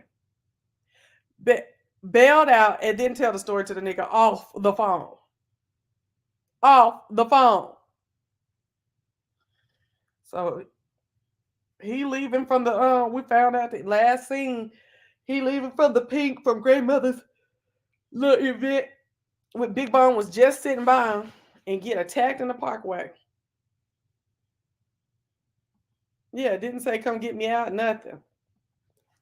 Get attacked in the parking lot by this little ninja looking chick with a ponytail. So you know this Big Bone. See, the thing about it is, no, you knew it was Big Bone. She was giving him a run, but he was doing her back in. As soon as he did her, the big dude came out in the back and busted him up. The girl had stabbed him and everything. Bitch, when I tell you, if anybody that I was liking or whatever try to do some shit like that, I told you that nigga that tried to choke me that one time.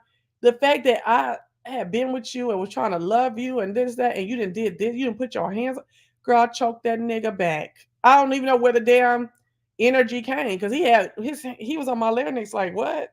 It's a larynx, I think. Yeah. I was like I was really going out, baby, but something survival mode came in and get back came in like, bitch, hell no, much, and and choked that fool till we both fell out. We both just was choking down to the ground. When we hit the ground, it was over. I ain't gonna be able to do it. Yeah, she was acting like a Power Ranger and everything, right? Yeah, Keyshawn. And then they didn't even have a good built body. They should have put some butt pads in that in the lady who was fighting him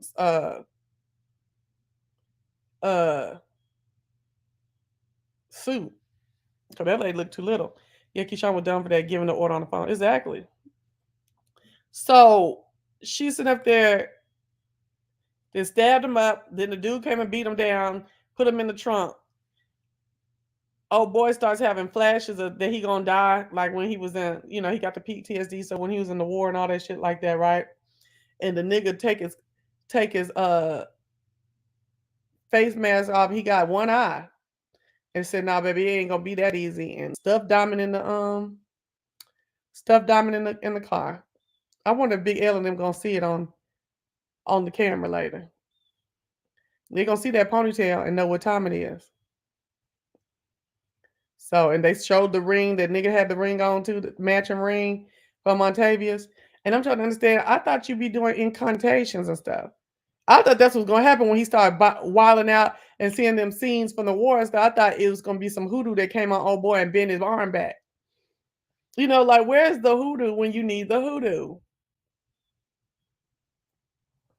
Girl, because it'd have been hoodoo all day long. It'd have been hoodoo as soon as that girl stabbed me. It'd have been like,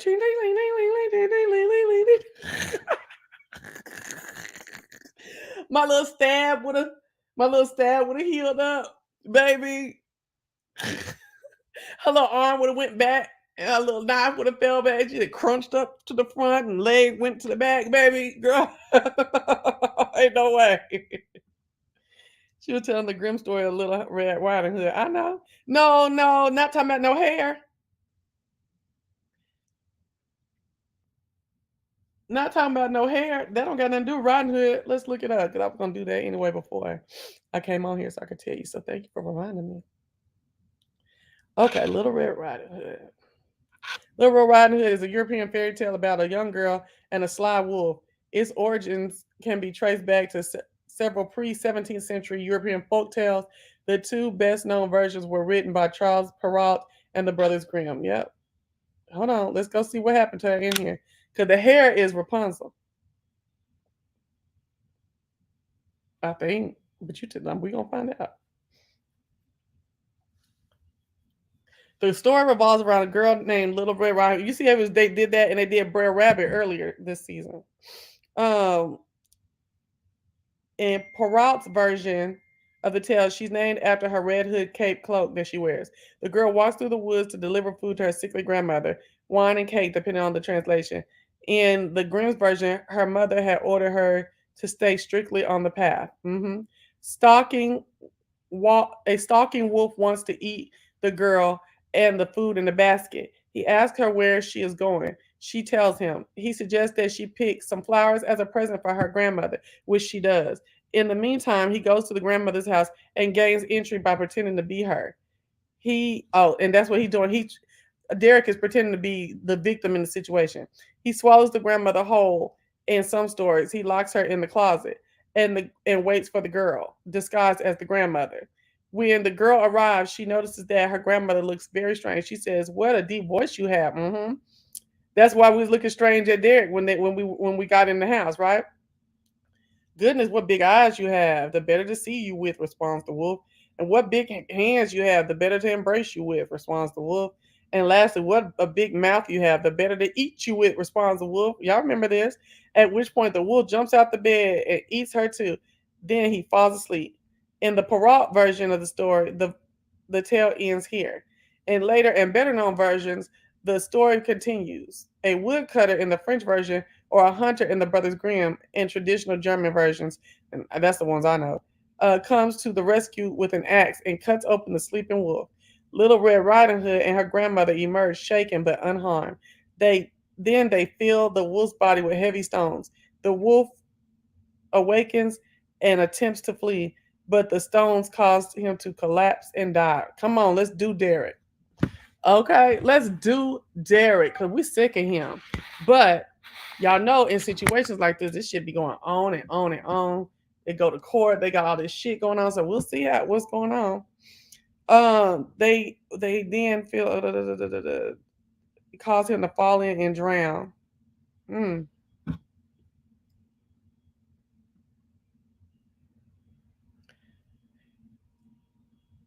No, but she was talking about Rapunzel. Let's go to Rapunzel. When she talking about hair, because you said hair. When she talking about hair, that's Rapunzel. Let's go look up Rapunzel real quick. But she was Little Red Riding Hood. Hold on. What you talking about? Get on this line, girl. Hold on. I'm thinking the hair is Rapunzel. Okay, hold on. Let's see.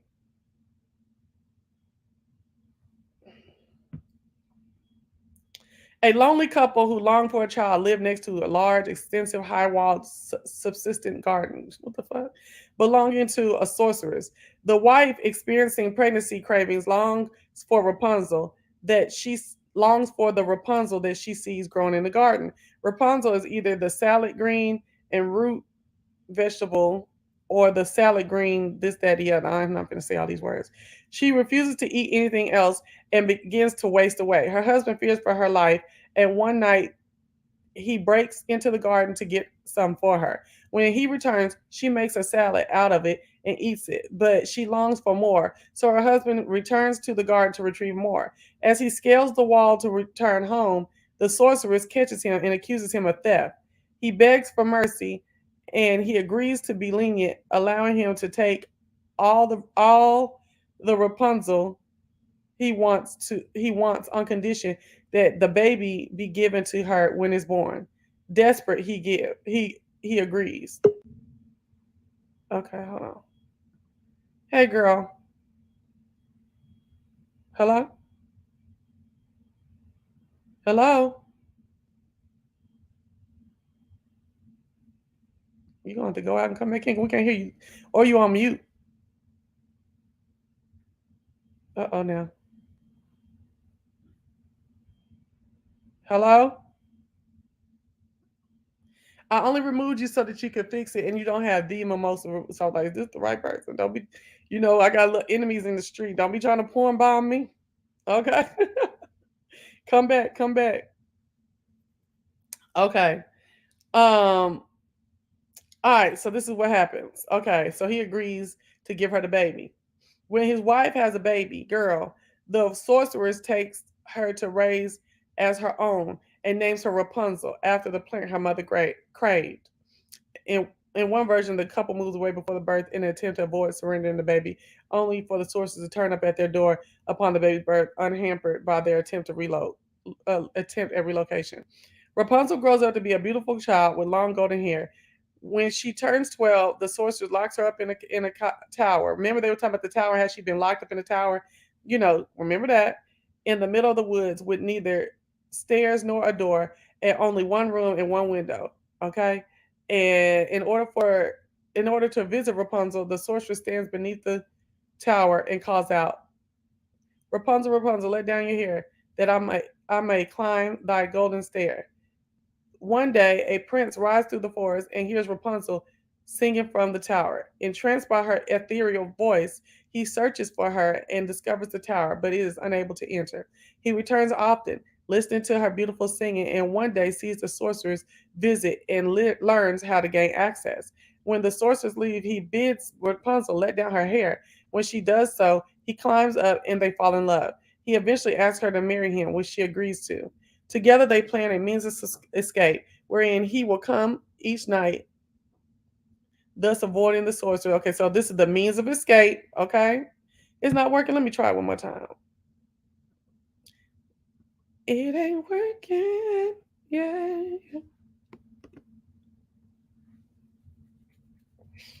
Okay. Together they plan a means of escape, wherein he will come each night, thus avoiding the sorcerers, and bring Rapunzel a piece of silk that she will gradually weave into a ladder.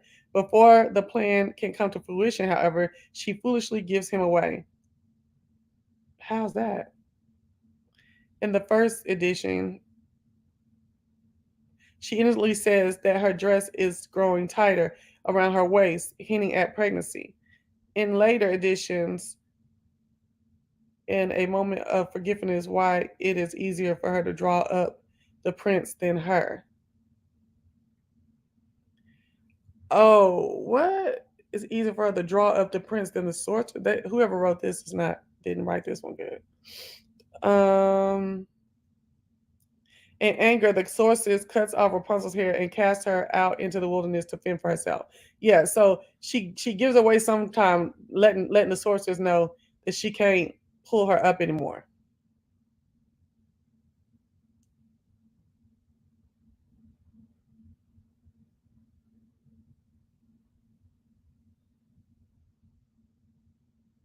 Okay. Yeah. So, he's saying that in one version that she says something and in forgetfulness and tells the lady, the sorcerer, "Why is it easier for me to draw up the prince than you?" Okay, that's what I remember. Okay. When the prince calls that night, the sorceress lets the severed hair down to haul him up. To his horror, he finds himself meeting her instead of Rapunzel. Okay. So what did that girl say on this phone? Let me go see what she said on the phone real quick. Because I would like to know this. It ain't about proving nothing. I just want to know how they putting this together. Because I was like, okay, Rapunzel, okay, Red Riding Hood, get it, okay, cute, and I moved on. But let's take it a little deeper. Let's be avid watchers today.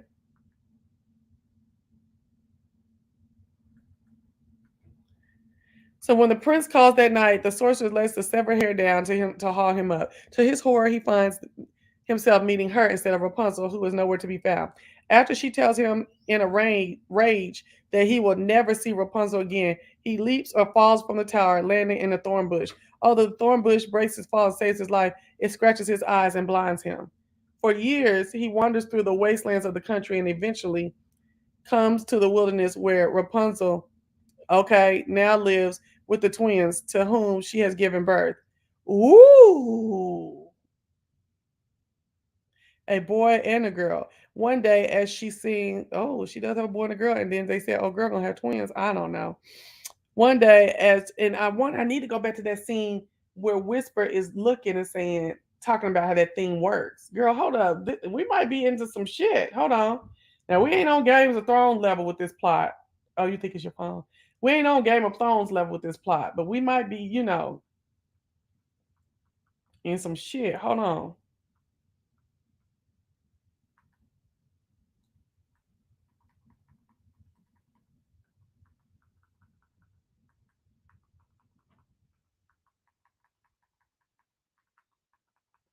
Girl, I ain't going nowhere to this cruise again. I'll talk about that later. I done spent too much money trying to get my clothes together to go out and date. Girl, I don't want that. Mm-mm. Shabu.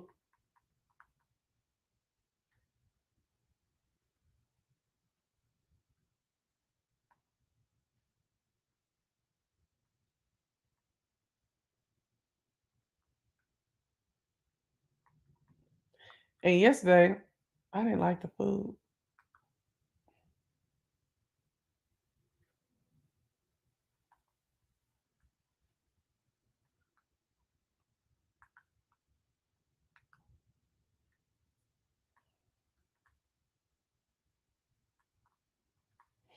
Clothes and going out with friends and stuff, all that shit costs too much.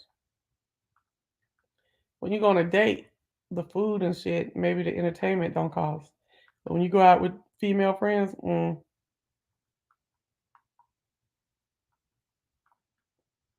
okay.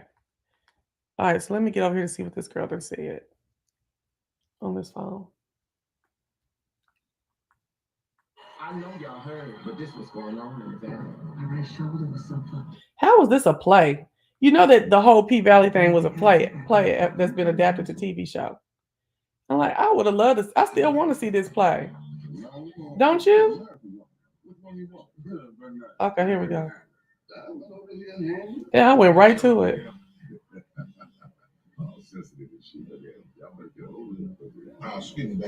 Yeah, he was calling her, excuse me, baby. She finna stab him up.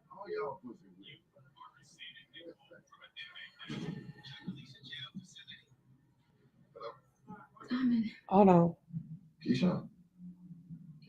I love how he said her name. Thought my hair was long enough. I thought my hair was long enough, but it wasn't. The beast swallowed the key. Did he really? Did he really? Yeah. But once upon a time, in a land far away, they just making us so they ain't going along with this stuff. The princess met a knight. Okay, here goes Rapunzel, who said he could take care of it. See, well, look, President Guard said copy that. Yeah, can you take care of it? Yeah, they copying that shit on their phone too. Okay, so yeah, they ain't following everything. They going in and out of stuff. So, yeah, they just going in and out of stuff. But anyway, let me get over here and see what. Let me get over here and see what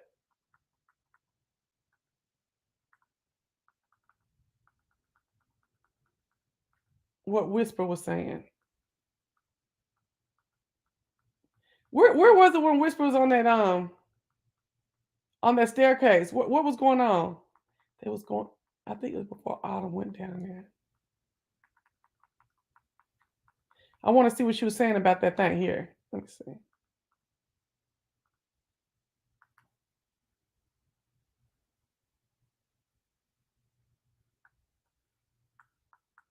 I'll tell you one thing about Woodbine. I don't give a damn what kind of drama you got going on with your daughter. You still love her.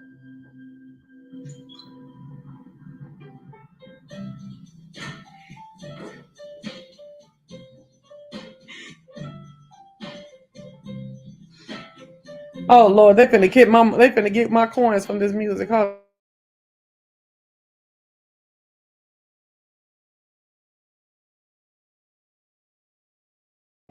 on. Okay, so no, that wasn't it either. I don't know where it was. But that girl was sitting on them steps.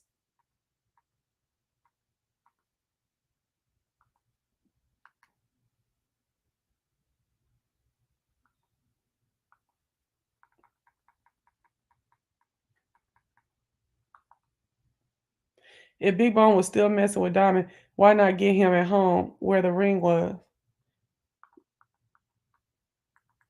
I don't know.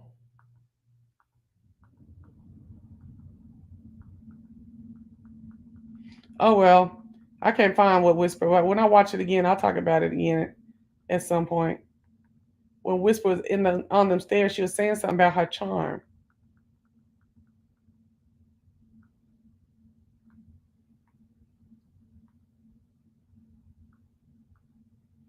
Oh, it's at the beginning. I'm tripping. Hold on.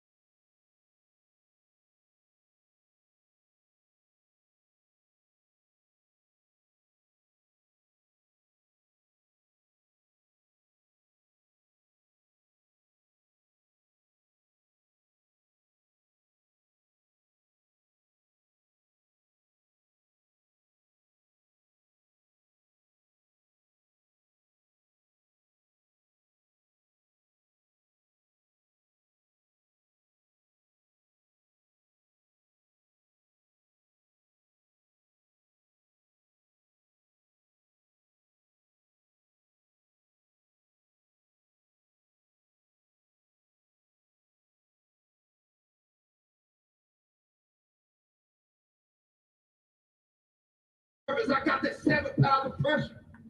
7 pounds of motherfucking pressure. All it takes is just a second.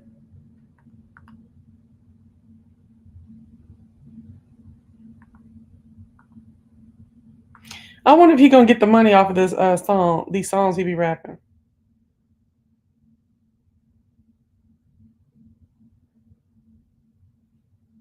I don't know. I'm trying. This thing is spinning. I'm like, come on and play, bitch. Well, anyway, I ain't finna keep looking for what Whisper said. But girl, I really did like this ending, this finale. It was on top. It was on point. Definitely on point. Definitely on point. And it was good for what we been seeing. Oh my God, this lady's still swinging. Look at it. Ooh, that thing did that, didn't she? Look at that swing. Here she goes. She finna fall straight down. I thought she gonna fall. I thought she was about to fall, but she did that, didn't she? Yeah, the way that Mercedes dances is completely different. And I knew when they showed that part of them praying over Woodbine that she had made it. That's the only reason why they would show that. That's the only reason why they would show that. They was praying for her to, to get it. Whisper was asking it questions for her.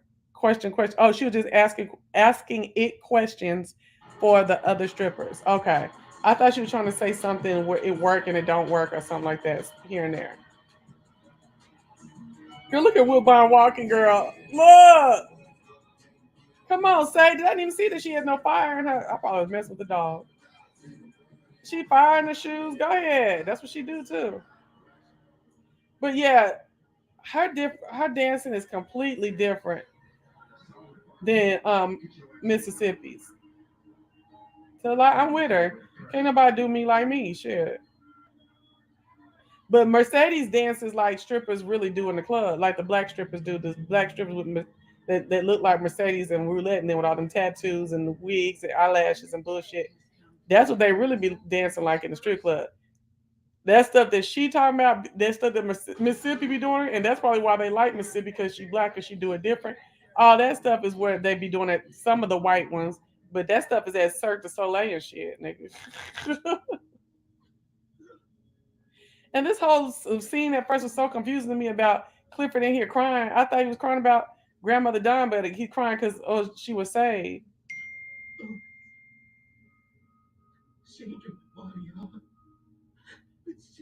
If she ain't drink the water, means she didn't die. Okay.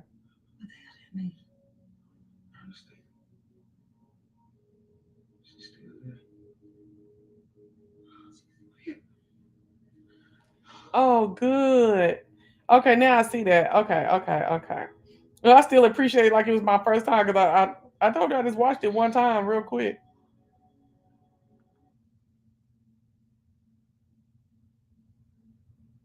And look, look, look, and they hugging each other right in front of that thing where it said, "I'll be your sister for life." These folks is partners for real, all of them. So that's that type of shit, girl. Oh, I long for it. It's just some real ass motherfucker that's your partner for life. I mean, Pretty P is my partner and stuff like that, but we don't even like live. We don't live in the same spot. You know what I'm saying? But yeah, that's my partner for life. We don't live in the same spot though. I would love to if we all lived in the same spot and hold each other down on day to day. And then another thing, like it's a different when you got the partners that you know for life, they gonna hold it. But when they roll like you roll, she don't really roll like I roll. I ain't gonna get too into specifics and stuff, but she's severely saved and sanctified. Well, I ain't gonna say that. No, she ain't. But you know what I'm saying? Like the way I get down is a little different than how she get down. Has it always been? Let me think. Nah, it hasn't always been. We were pretty much neck and neck growing up. I mean, we just lived the next street over from each other. But now I'm a little different. I'm talking about the motherfuckers that get down how you get down. Okay, that's what. Yeah. You said baby Mercedes. And girl, this dude that's playing Clifford is really doing it, honey. You see him laying on this pillow. Tell me, let's see. Girl, go ahead. You was out there playing this role, man.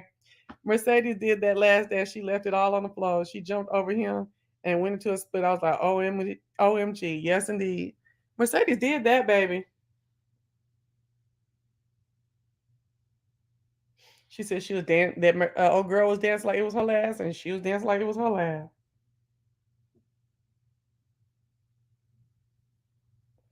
And when they be doing all that acrobatics on them with them heels, girl, I be done fell down. Yeah, Mississippi classy with it. I honestly think it appears that way because she's small and petite. I don't think so. I've never seen Mississippi on this show do all that hard ass head bucking and shit like Mercedes does. And have y'all seen her twerking? I don't think I seen Mississippi twerk and stuff like that. But all that hard and jacking the pole back and forth, I don't never see Mississippi do that. I don't think it got nothing to do with her being small and petite. I think if Mercedes did it like that, it would be still just as beautiful. And really, the black girls who dance like Mercedes, they be bigger than Mercedes in the strip club.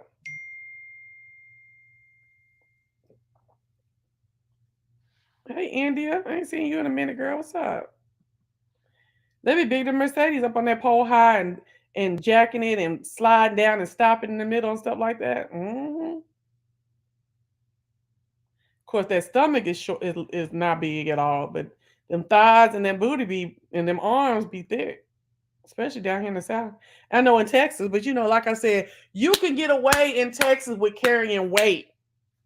Period. I didn't say Dallas, Texas. I said Texas. You could carry weight in Texas as a woman. Yes, you can. All this, that. I'm sure they getting their body done in Texas now too. But 12 years ago, no, 10 years ago when I lived in Dallas, I lived in Dallas from '04 to 12. You could carry fucking weight. And folks still gonna be on you. You still gonna be considered really cute, da da da. It's Atlanta shit. It's all smoke and mirrors anyway. Half them hoes do carry weight. They just go get it cut and sucked out here and there. And I ain't against it. I'm gonna go one time and get this tummy tucked. Bet. Hello? What's up? Okay, it's working. Oh, Okay. finally. What's up, girl? Welcome to the panel Nothing of much. PValley. Okay, so what was you coming to tell me? Okay, so what I was saying. Okay, I remember, I believe on murder night, isn't that when Wyatt was killed? The end of season 1? Or did he die from COVID? I can't remember, but I remember he died. He's dead. I just do not know about that boy dying. I must have missed that. Yes, the other Kyle brother is dead. Like if you listen to what they released with the news that day when they were talking, or even if it was in the newspaper, I can't remember if it was on the newspaper, if it was on the news channel.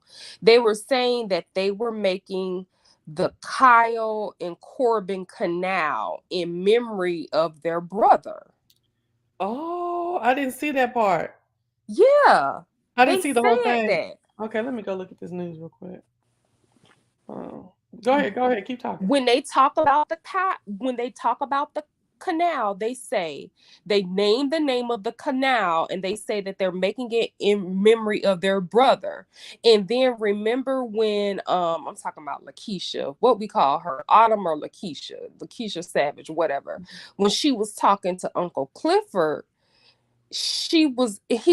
Uncle Clifford made the comment. He was like, "Oh, that's so sweet that they He did doing say that." that. Uh-huh. Oh, well, they never showed him die. I kind of feel like they did. I just don't remember specifically how he died. Okay, hold on. We're gonna look at it when Georgie got it. Hold on. Not unless you can get the city bring the water to you. To you? That's not possible. One thing you'll learn you don't already know is water got a good memory, girl. It always flows to where it once ran. That also goes for power. I Ooh, bet you wish you would have took the 5 million I was offering you that day in the salon. Now you have a blessed Blessed day, day, bitch. bitch. I said, you know what? Georgia is such a racist, but I like her. Oh, I don't care. I like Georgia. I Corbin. hope they keep her next season. Yeah. Okay. So I didn't see it in this one because that's not what it says. Let me tell you what it says right here with her. Okay, go to the scene.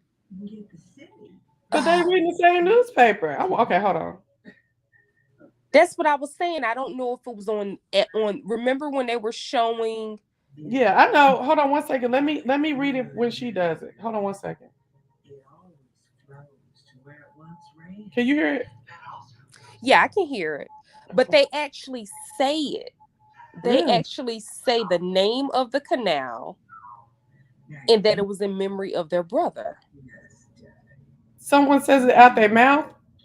Yes, that's what I'm saying. Okay, I hold on. cannot remember if it was on the news report on the TV With Woodbine. or Okay, or it if it says referendum leads to first casino build on Corbin Kyle Canal. See, boom. But Corbin is the one, the mixed one.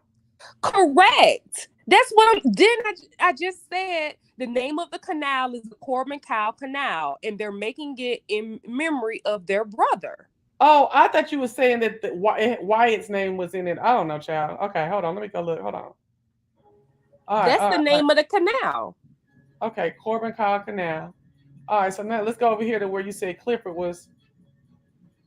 Remember when Clifford was sitting at the table and Lakeisha came in and she was upset and she was talking about how he was dumb. She was gonna split the money with him and this, that, and the other. And she's talking about what was in the newspaper, or else she was talking about what was on the news. That I can't remember if she was referring to the newspaper or the news. But it's actually said verbatim. The the Corbin Cow Canal is being made in memory of their brother, and then they talk about where it's going to be located and all of that. Hold on.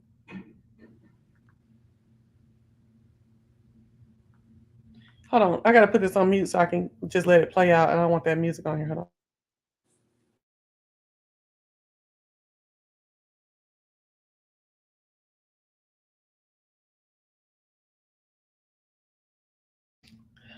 Child, this thing just spinning. God damn it.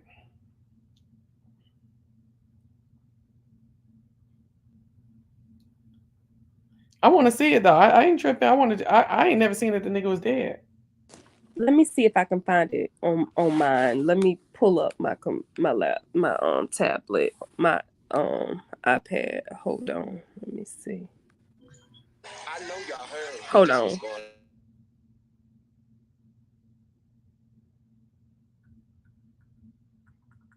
I hope they don't be doing my damn thing. Hold on for playing it, but we gotta see. Funny Uncle Clifford brought up Haley's period. I know, right? Okay, hold on. Let me mute this. Let me. Oh, Lord.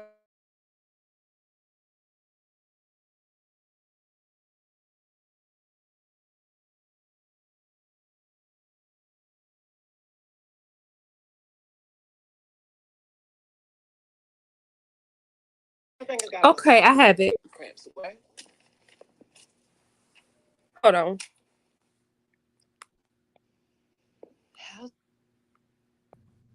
All right, go ahead. It ain't lost on me. They had Uncle Clifford sitting up looking at old pictures of the family right when she come in, talking about what she wanted to do with his family shit. Hold on real quick. I'm about to play it through because it won't. Hold on. Well, I got it too. You talking about when she in the office, right? Yes, I'm trying to Can find you where turn they that down? specifically Can you talk turn that about off? it. I'm just saying I don't want the music to play. I've been having troubles with it too. Let me do it. Let me do it. Oh Lord, is doing a Corbin I got it. Canal? They're building a canal from the river to Corbin Kyle's front fucking door. Oh, that's surely some front page kind of news. City Councilman Wayne Kyle approves to build a canal in honor of his brother. Oh, cool. Don't play fucking coy with me. You heard it? show did. I How he told died? you. He's dead. Oh, but you can't tell me why he died. Oh my That I gosh. can't remember. I cannot remember how he died, but I know He for a so fact did. he is dead. Did he owe somebody money? You know what? I really can't remember. I cannot remember how he died. I really can't. And now it's bugging me because you have to realize season 1 was how many years ago? 2. Yeah, I can't remember. So he dead. He's dead.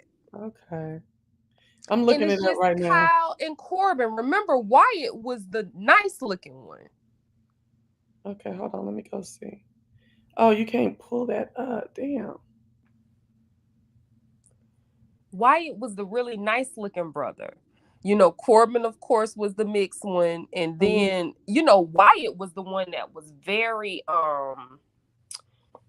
you know, he was the one that got in that big fight with Corbin about the money in the first season. Did he have him killed? That I don't remember. I do not remember. Remember when they decided to sell and Corbin decided that he wanted to lease his property? Mm-hmm. And how he had confronted him. Wyatt confronted Corbin, and they got in that real bad fight. Okay. Donnie Boaz is Wyatt Kyle, the son of the prominent businessman, but it don't say how he died. He died. I mean, we see that, but I want to see how. That I do not remember. That's why I was like, did he get killed or did he die during COVID? That I do not remember. So No, now they did say that mustache man. She just played it. I'm finna play it again. Hold on.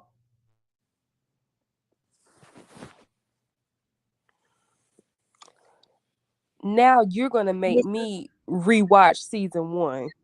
Oh, That's showing some front page kind of news. City Councilman Wayne Kyle approves to build a canal in honor of his brother. Oh, cool. no, Wayne Kyle approves to Wayne Kyle. Yes, Wayne Kyle approves to build a canal in honor of his brother Corbin. Wayne is the one that's the city councilman. He approved it to build it in honor of his brother Corbin. I just read the subtitles and everything. He don't. Clifford don't. No. He said in honor of his brother, and then that's when Uncle Clifford said, "Oh, Corbin." Yeah, it's Corbin's canal. No, because it's Corbin and Kyle's canal. That's the name of the canal. Corbin and Kyle. But that's not what it says on Georgie's. Yes, we listen. Okay. Wait, what I'm saying on Georgie's front page, it says the Corbin Kyle Canal. Correct, because that's the name of the canal. Corbin and Kyle. Corbin and Kyle are the ones that's still alive. No, their last name is Kyle. The brothers' names are Wayne, Wyatt, and Corbin. Last name Kyle. Remember, Corbin don't have their last name. But okay, well, I don't know if he has their last name or not. Hold on, I'll look it up right now. Hold on, I'll look it up right now. But the thing I about don't think that Corbin ever had the last name, because remember, it was a secret that he was even related to them. Yeah, the back mama. In the day, you said what now? Yeah, I said yeah, back in the day, but not now. Right, but what I'm saying is, I don't think he officially got that last name. We know him as a Wayne. Dan, he's not a Wayne. Not a Wayne, a Kyle. We know Dan him as a J. Kyle. Johnson as Corbin Kyle. He's a Kyle. The other brother dead. I'm telling you, the other brother is dead. They ain't got him dead on none of this fandom shit or none of it. I'm telling you, he is saying, when they say this thing right here, I'm finna play it again. Hold on, let's see when it's gonna take. Stop with all the name calling, all of Lakeisha Haley Savage Knife. I'm about to show is on their period today. I think I got a little something that'll take the cramps away. Oh, hold on, let me rewind it. Sorry. How the fuck did you get this? A check for $250,000? Buy my club back from you. This is check Corbin. Hold on. Ooh.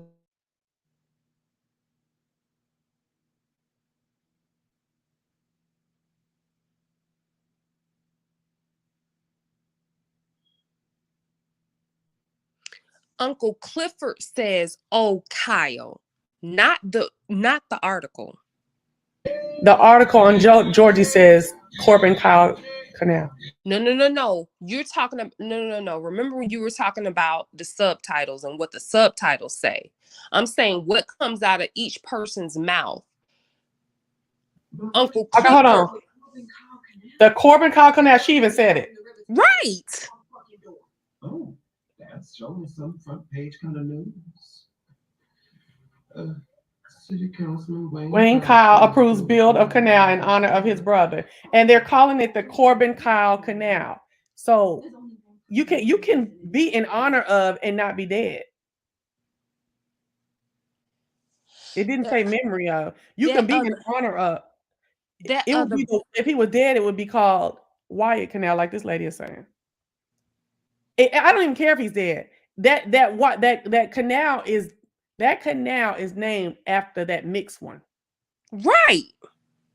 Yes, in honor of their brother, Corbin Kyle Canal. That doesn't imply anywhere that Wyatt is dead.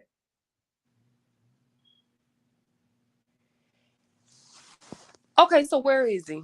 I don't know. That's what we've been asking. Where he at? He ain't gotta be dead. If he's not dead, where is he? Girl, well, where was Wody at when motherfucking talking about he ain't going on tour with Tina Snow? But this is the thing. We've seen Wody. We have not seen Wyatt. But what was Wyatt? He was a drunk. What we got to see of him? He ain't nobody in connection. The one is the city councilman, and the other one making money plays. But the thing is, we would have at least seen him. We would have seen him. I don't know if we would have seen him. Why? I remember the man being dead. And if he didn't die, he disappeared because he might have owed somebody some money or something. I'm gonna have to go back and watch season 1 to figure out what Wyatt is, because I remember the brothers. It was Wyatt and Corbin. Wyatt was the one that used to give everybody pure hell, and then it was the mixed one, which is, I'm sorry, it was Wyatt and Wayne. And then it was the mixed one, which was Corbin. We get this right here. Here, I'm looking at an article. Talking about PValley.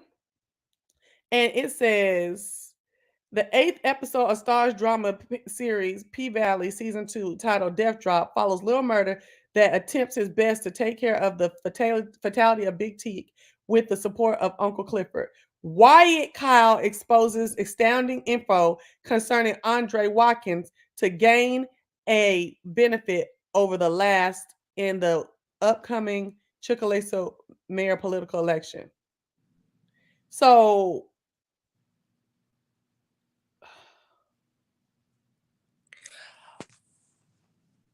So Wyatt, let me look up Wyatt Kyle real quick. Wyatt So Kyle. is Wyatt the one that is was the interim mayor? No, I thought that nigga name was Wayne. I thought it was Wayne too. That's why I am so confused right now. But that don't mean his brother couldn't have ran the play and gave the information. I thought Corbin was on the back doing the dirty work though. Hold on. Let me think. Let me think. Google, who running for mayor in Chickalesa, bitch? You know what I'm saying? I could have sworn it was Wayne that was running for mayor. It is. But that don't mean Wyatt couldn't have told it. You know what? Oh my goodness. He's not dead. Oh, I know. Why did I think he dead? Okay, so Wyatt was interim mayor. Wayne was in support of the Black Knight, which was the attorney. And Corbin was off doing his own thing with Uncle Clifford. No. Corbin is the brother in support of Clifford, or who runs with Clifford, and who also That's what I just said. I'm not finished though. He is cool with Clifford, but he also was the one in support of Andre, the black person running for mayor, the black guy. That's the same person. Hold on, Brooklyn, what you want? What's going on? Oh, okay. So Corbin is the mixed one, and he was the one who was supporting Andre's campaign and also friends with Uncle Clifford. Yeah. Wayne is the one who is the interim mayor.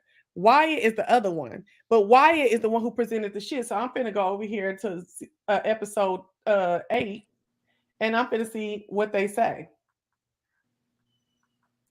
I'm telling you, Wyatt is not dead. We have not seen this man dead. We just didn't see him this season, but we didn't see him dead either. So why haven't we seen Wyatt? Okay, so what did Wyatt do? Oh, okay. You said Wyatt was the one that released the information that yeah, that's what all these. I've been seeing 3 articles already that say he's the one who released it. So I'm gonna go to season 2, episode 8, and I'm gonna go to that part where they find out that dad is alive and in prison. Okay. Mm-hmm. Why did I think that he was dead? Just because you ain't seen him, that's it. Didn't nobody die like that last season except for You know what? Lord have mercy. I'm thinking of the real mayor, the black man. He the one that died. Yeah, he died. Yeah. I thought more than just him had died of COVID. No, he didn't. Hold on. Okay, I just kind of feel like Wyatt would have been there with them on that porch drinking mimosas. Tell me where you was from. Hell, funny.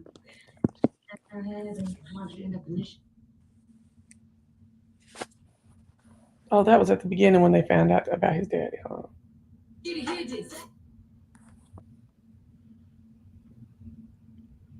I just really feel like all 3 brothers would have been on the porch. Yeah, that is weird too. I don't get that either. Yeah.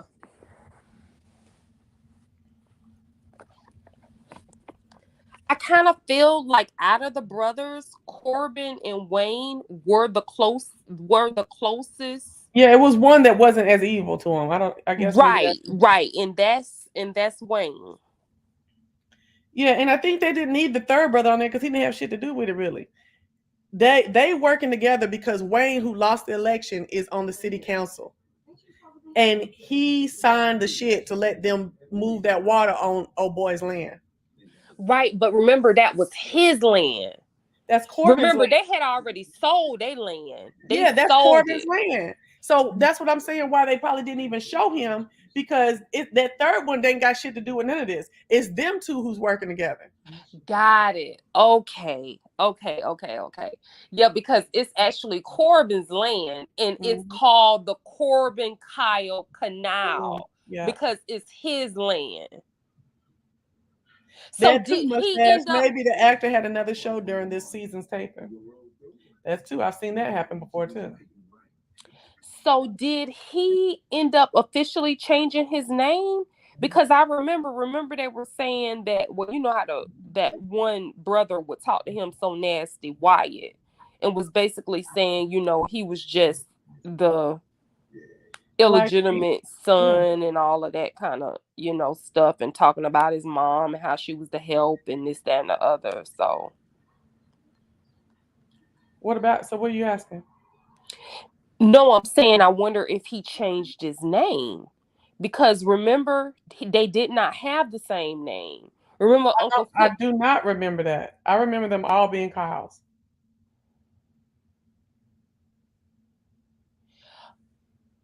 Remember when Uncle Clifford was like, "I know your secret," Mm-hmm. and how this is season 1.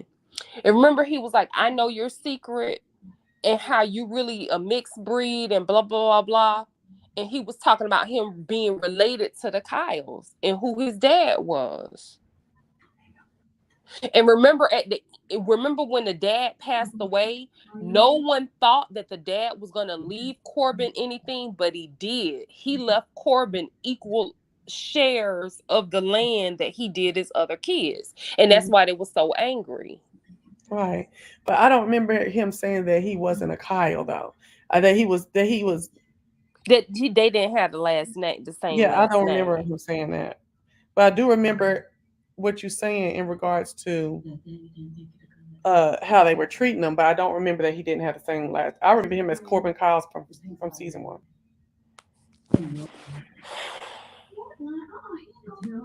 Hold on, here it's coming. I'm finna see how they find out if they said it. What's that? And you take those babies and you never look back.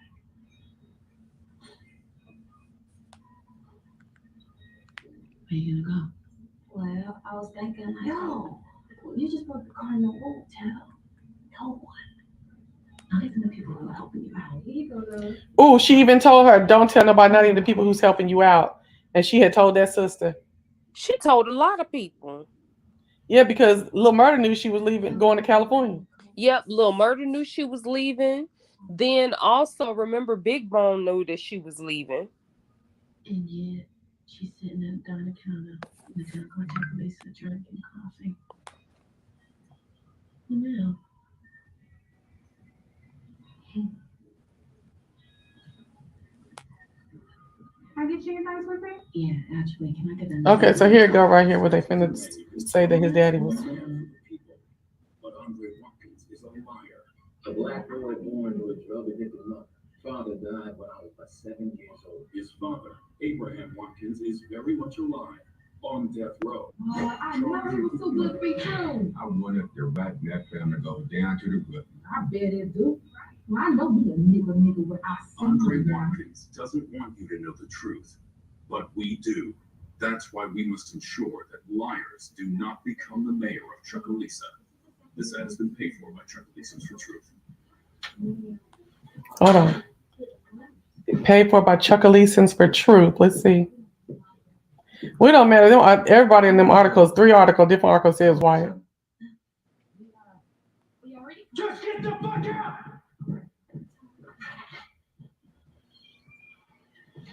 When we started this campaign, I told you I need to know every skeleton in every closet from Chucalissa to Atlanta. But this little nugget of information manages to slip through the cracks. Yeah, I'm sorry about fucking murdering. Yeah, put that on a fucking t-shirt. Oh, I will if I Andre is such a narcissist. He really is. Tell me this, Paul. Are you proud of your father? You let me know when you start footing the bill for my mayoral campaign. That's when you can ask me about my daddy. Bitch. Prostitution, drug use, assault and battery. The list goes on and on. It leads you to wonder, is this what Jesus would do? It's like Chuckalicious for truth, they stop at you. Oh, that's when they start talking about Mayor Bishop. Everyone that I was a hoe. I sucked a lot of dicks in my day. I done tricks and bitch slapped many motherfuckers, and God knows I did my share. Check for because the people running this city didn't leave me a nary option. But that was yesterday. Today I am a woman of God, making sure that sin don't have to come climbing in your back doors like it did mine. I hold so you can fly. Chuckalisa. Vote Woodbine for mayor, and no on the casino referendum. Keyshawn, I'm messy. Mm.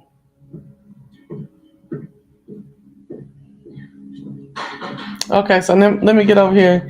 Well, then where is Wyatt? Why haven't we seen him? I feel like this is an episode of the Have and the Have-Nots. What is Wyatt?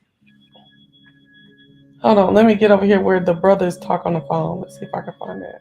Them two white brothers, the Kyle brothers. If I can find it.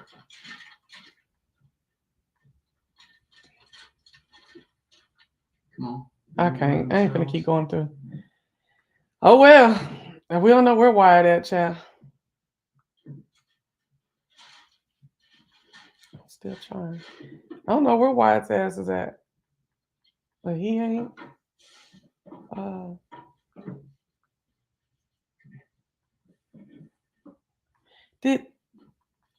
It had to be when him and the brother, when Corbin called Wayne. That's gotta be because when they just said it, you don't see.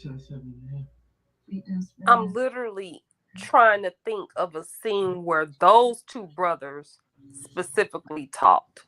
Because boom, there it is. Ooh, okay, hold on. I'm listening. Go ahead.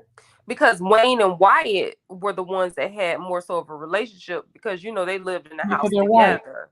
Mm-hmm. Right. However, Wayne and Corbin had a pretty steady relationship because Wayne was always in the middle. Hold on. This shit is low, even for the likes of you. Nobody forced that man to kill his son. Had it either. Maybe Chuckalicious for truth should have had our daddy's dirty secrets. Cool. You are the dirty secret. But half black bastards are a dime a dozen in Mississippi. Daddy was one of the good ones. He left you something, didn't he? More than your fair share, too, as far as I'm concerned. You want to talk about fair share? What's zero? Split three ways. The only thing you've done by knocking Andre down a peg is give Woodbine a leg up. She's trailing both of y'all in the polls now. What about your part in all this? Back in Watkins, splitting the pro-casino vote? Forcing me to wage a war on two fronts? And for what? Because I smashed your fire truck? Because Wyatt locked you in the cellar? Because I always had the thing you could never buy. This casino goes down in flames, it's on your head. Yeah, it's Wayne Kyle in the background. See all that shit to say Wayne Kyle. But they saying Wyatt is the one who told it. Oh, believe me, I love I don't know how that came. I don't know when that came out. But I don't know where Wyatt is at. Yeah, you have me wanting to rewatch season 1 and season 2 now. Because it's just like these little things you just want to kind of piece together and put together. I don't see no use for Wyatt right now. Let's see what they should have just said. Wyatt, the one who. Hold on, let's look at this part right here. This is when Clifford go down to that well.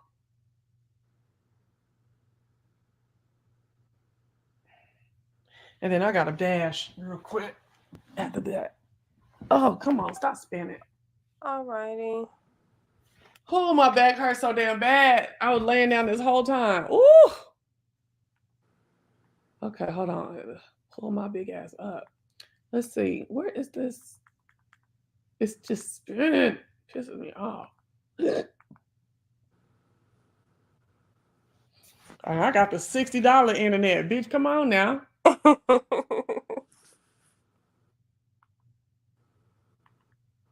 Yeah, this Xfinity over here love to mess up every once in a while.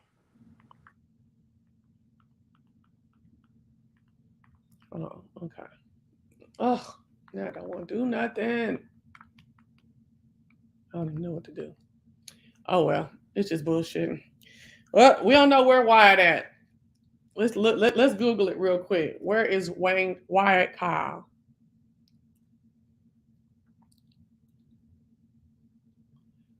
Where is Wyatt?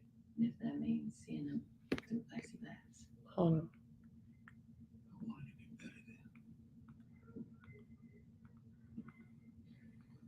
All right, here we go. You are better than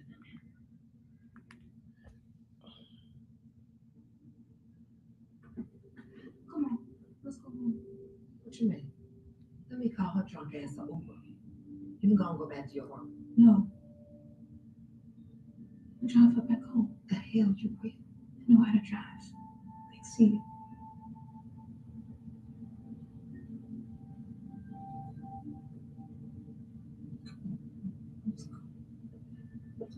Drinking. What should she talk about drinking?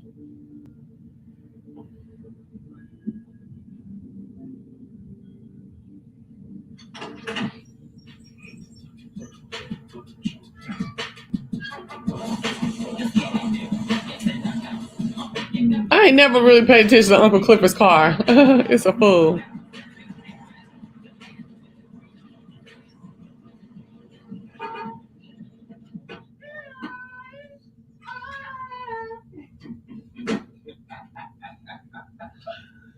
Oh.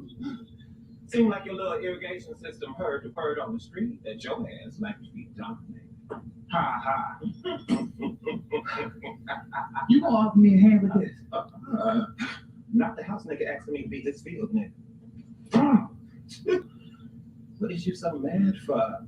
Your little friend doing a death drop in them holes? The bigger problem is Woodbine.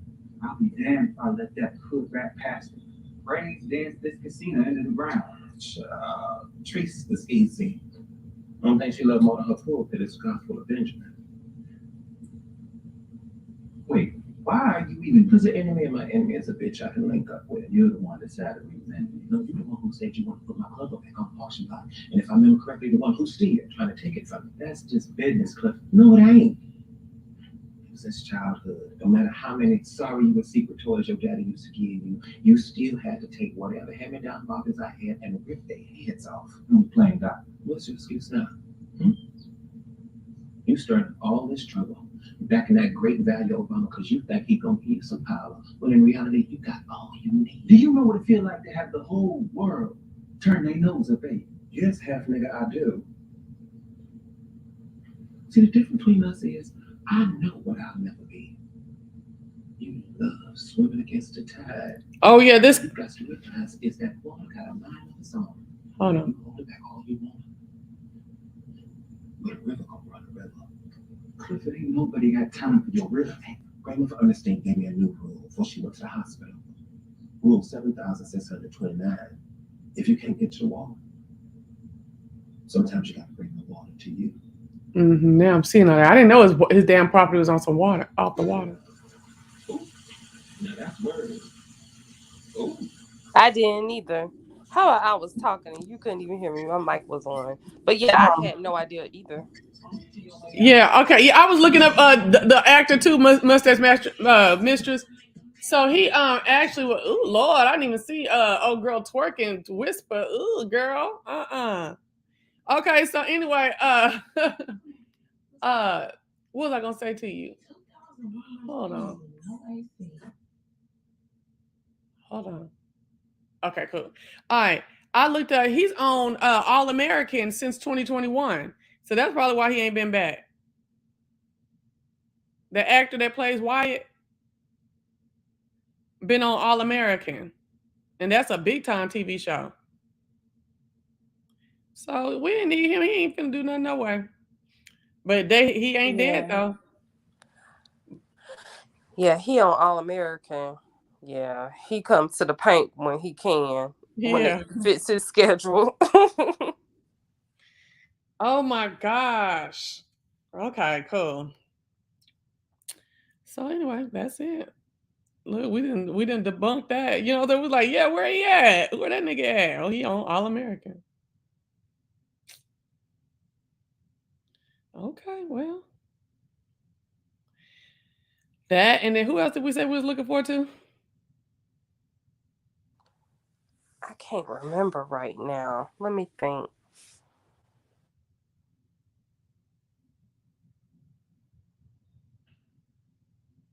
Ooh, look at this Negro. How you doing? Jamal Finkley, how you doing? Good, I'm doing good, I'm Dan. So this Y'all hear the seems voice of interesting. I mean, Corbin? there's so many issues in this. I mean, there's land ownership, there's politics. I think legacy is part of it. How does it feel like to represent this region and this story that touches on so many things that's not anywhere else on TV? It's never been done. I think you hit on something right there. There's nothing else like this show, and so I can thank Tori Hall for bringing this to light because everybody deserves to get their story. The question was not good. Obviously, living in a country like ours, where it's the most diverse country in the world, there are so many stories to tell. So, thank you to Tori Hall for helping bring that. Y'all some ass at times kissing. it is over. Times I do have a question, and about about where Corbin was, where he is, where he will be, and she does a great job of giving you little bits of information. Okay, bye. Anyway, they still talking about Katori. I can't stand that shit. Like, nigga, he asked you a question about the character and the story that you're telling. God damn. What is that about? All right. Anyway, let me see what's his name? Dan J. Johnson, PValley. I want to see if he is married black or white.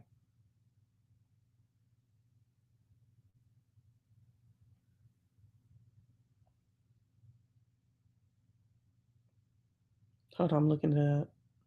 I guess I could be doing it online, but sure.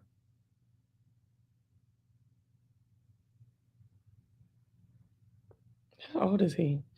Because the one who plays Wyatt, he's a year younger than me.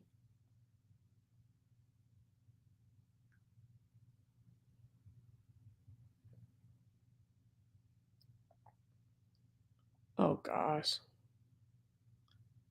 He's married to a Hispanic. Okay. Samantha Lourdes Johnson. She's visually Hispanic. Okay. Oh, they done had a baby. That baby is red-headed and high white. Okay. Oh yeah, she's Hispanic. They showing more pictures. And he married her in 2015. The couple has one daughter. He was born Johnson under the name Daniel Johnson in the U.S. He made. They ain't saying nothing about him being what his ethnicity is. It's a nice picture of him right here. Ooh, girl, he was one of them ginger black babies, mixed black babies. That red hair and them big old eyes. Okay.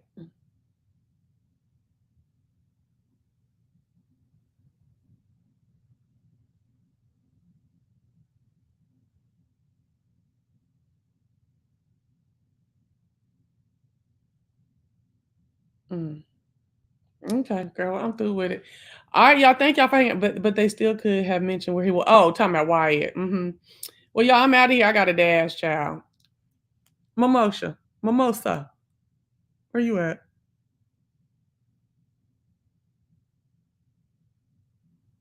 Oh, she done moved around. All right, y'all. Well, look, I'll come back later because I do have to do my soliloquy and we got to talk. But, child, my back hurting.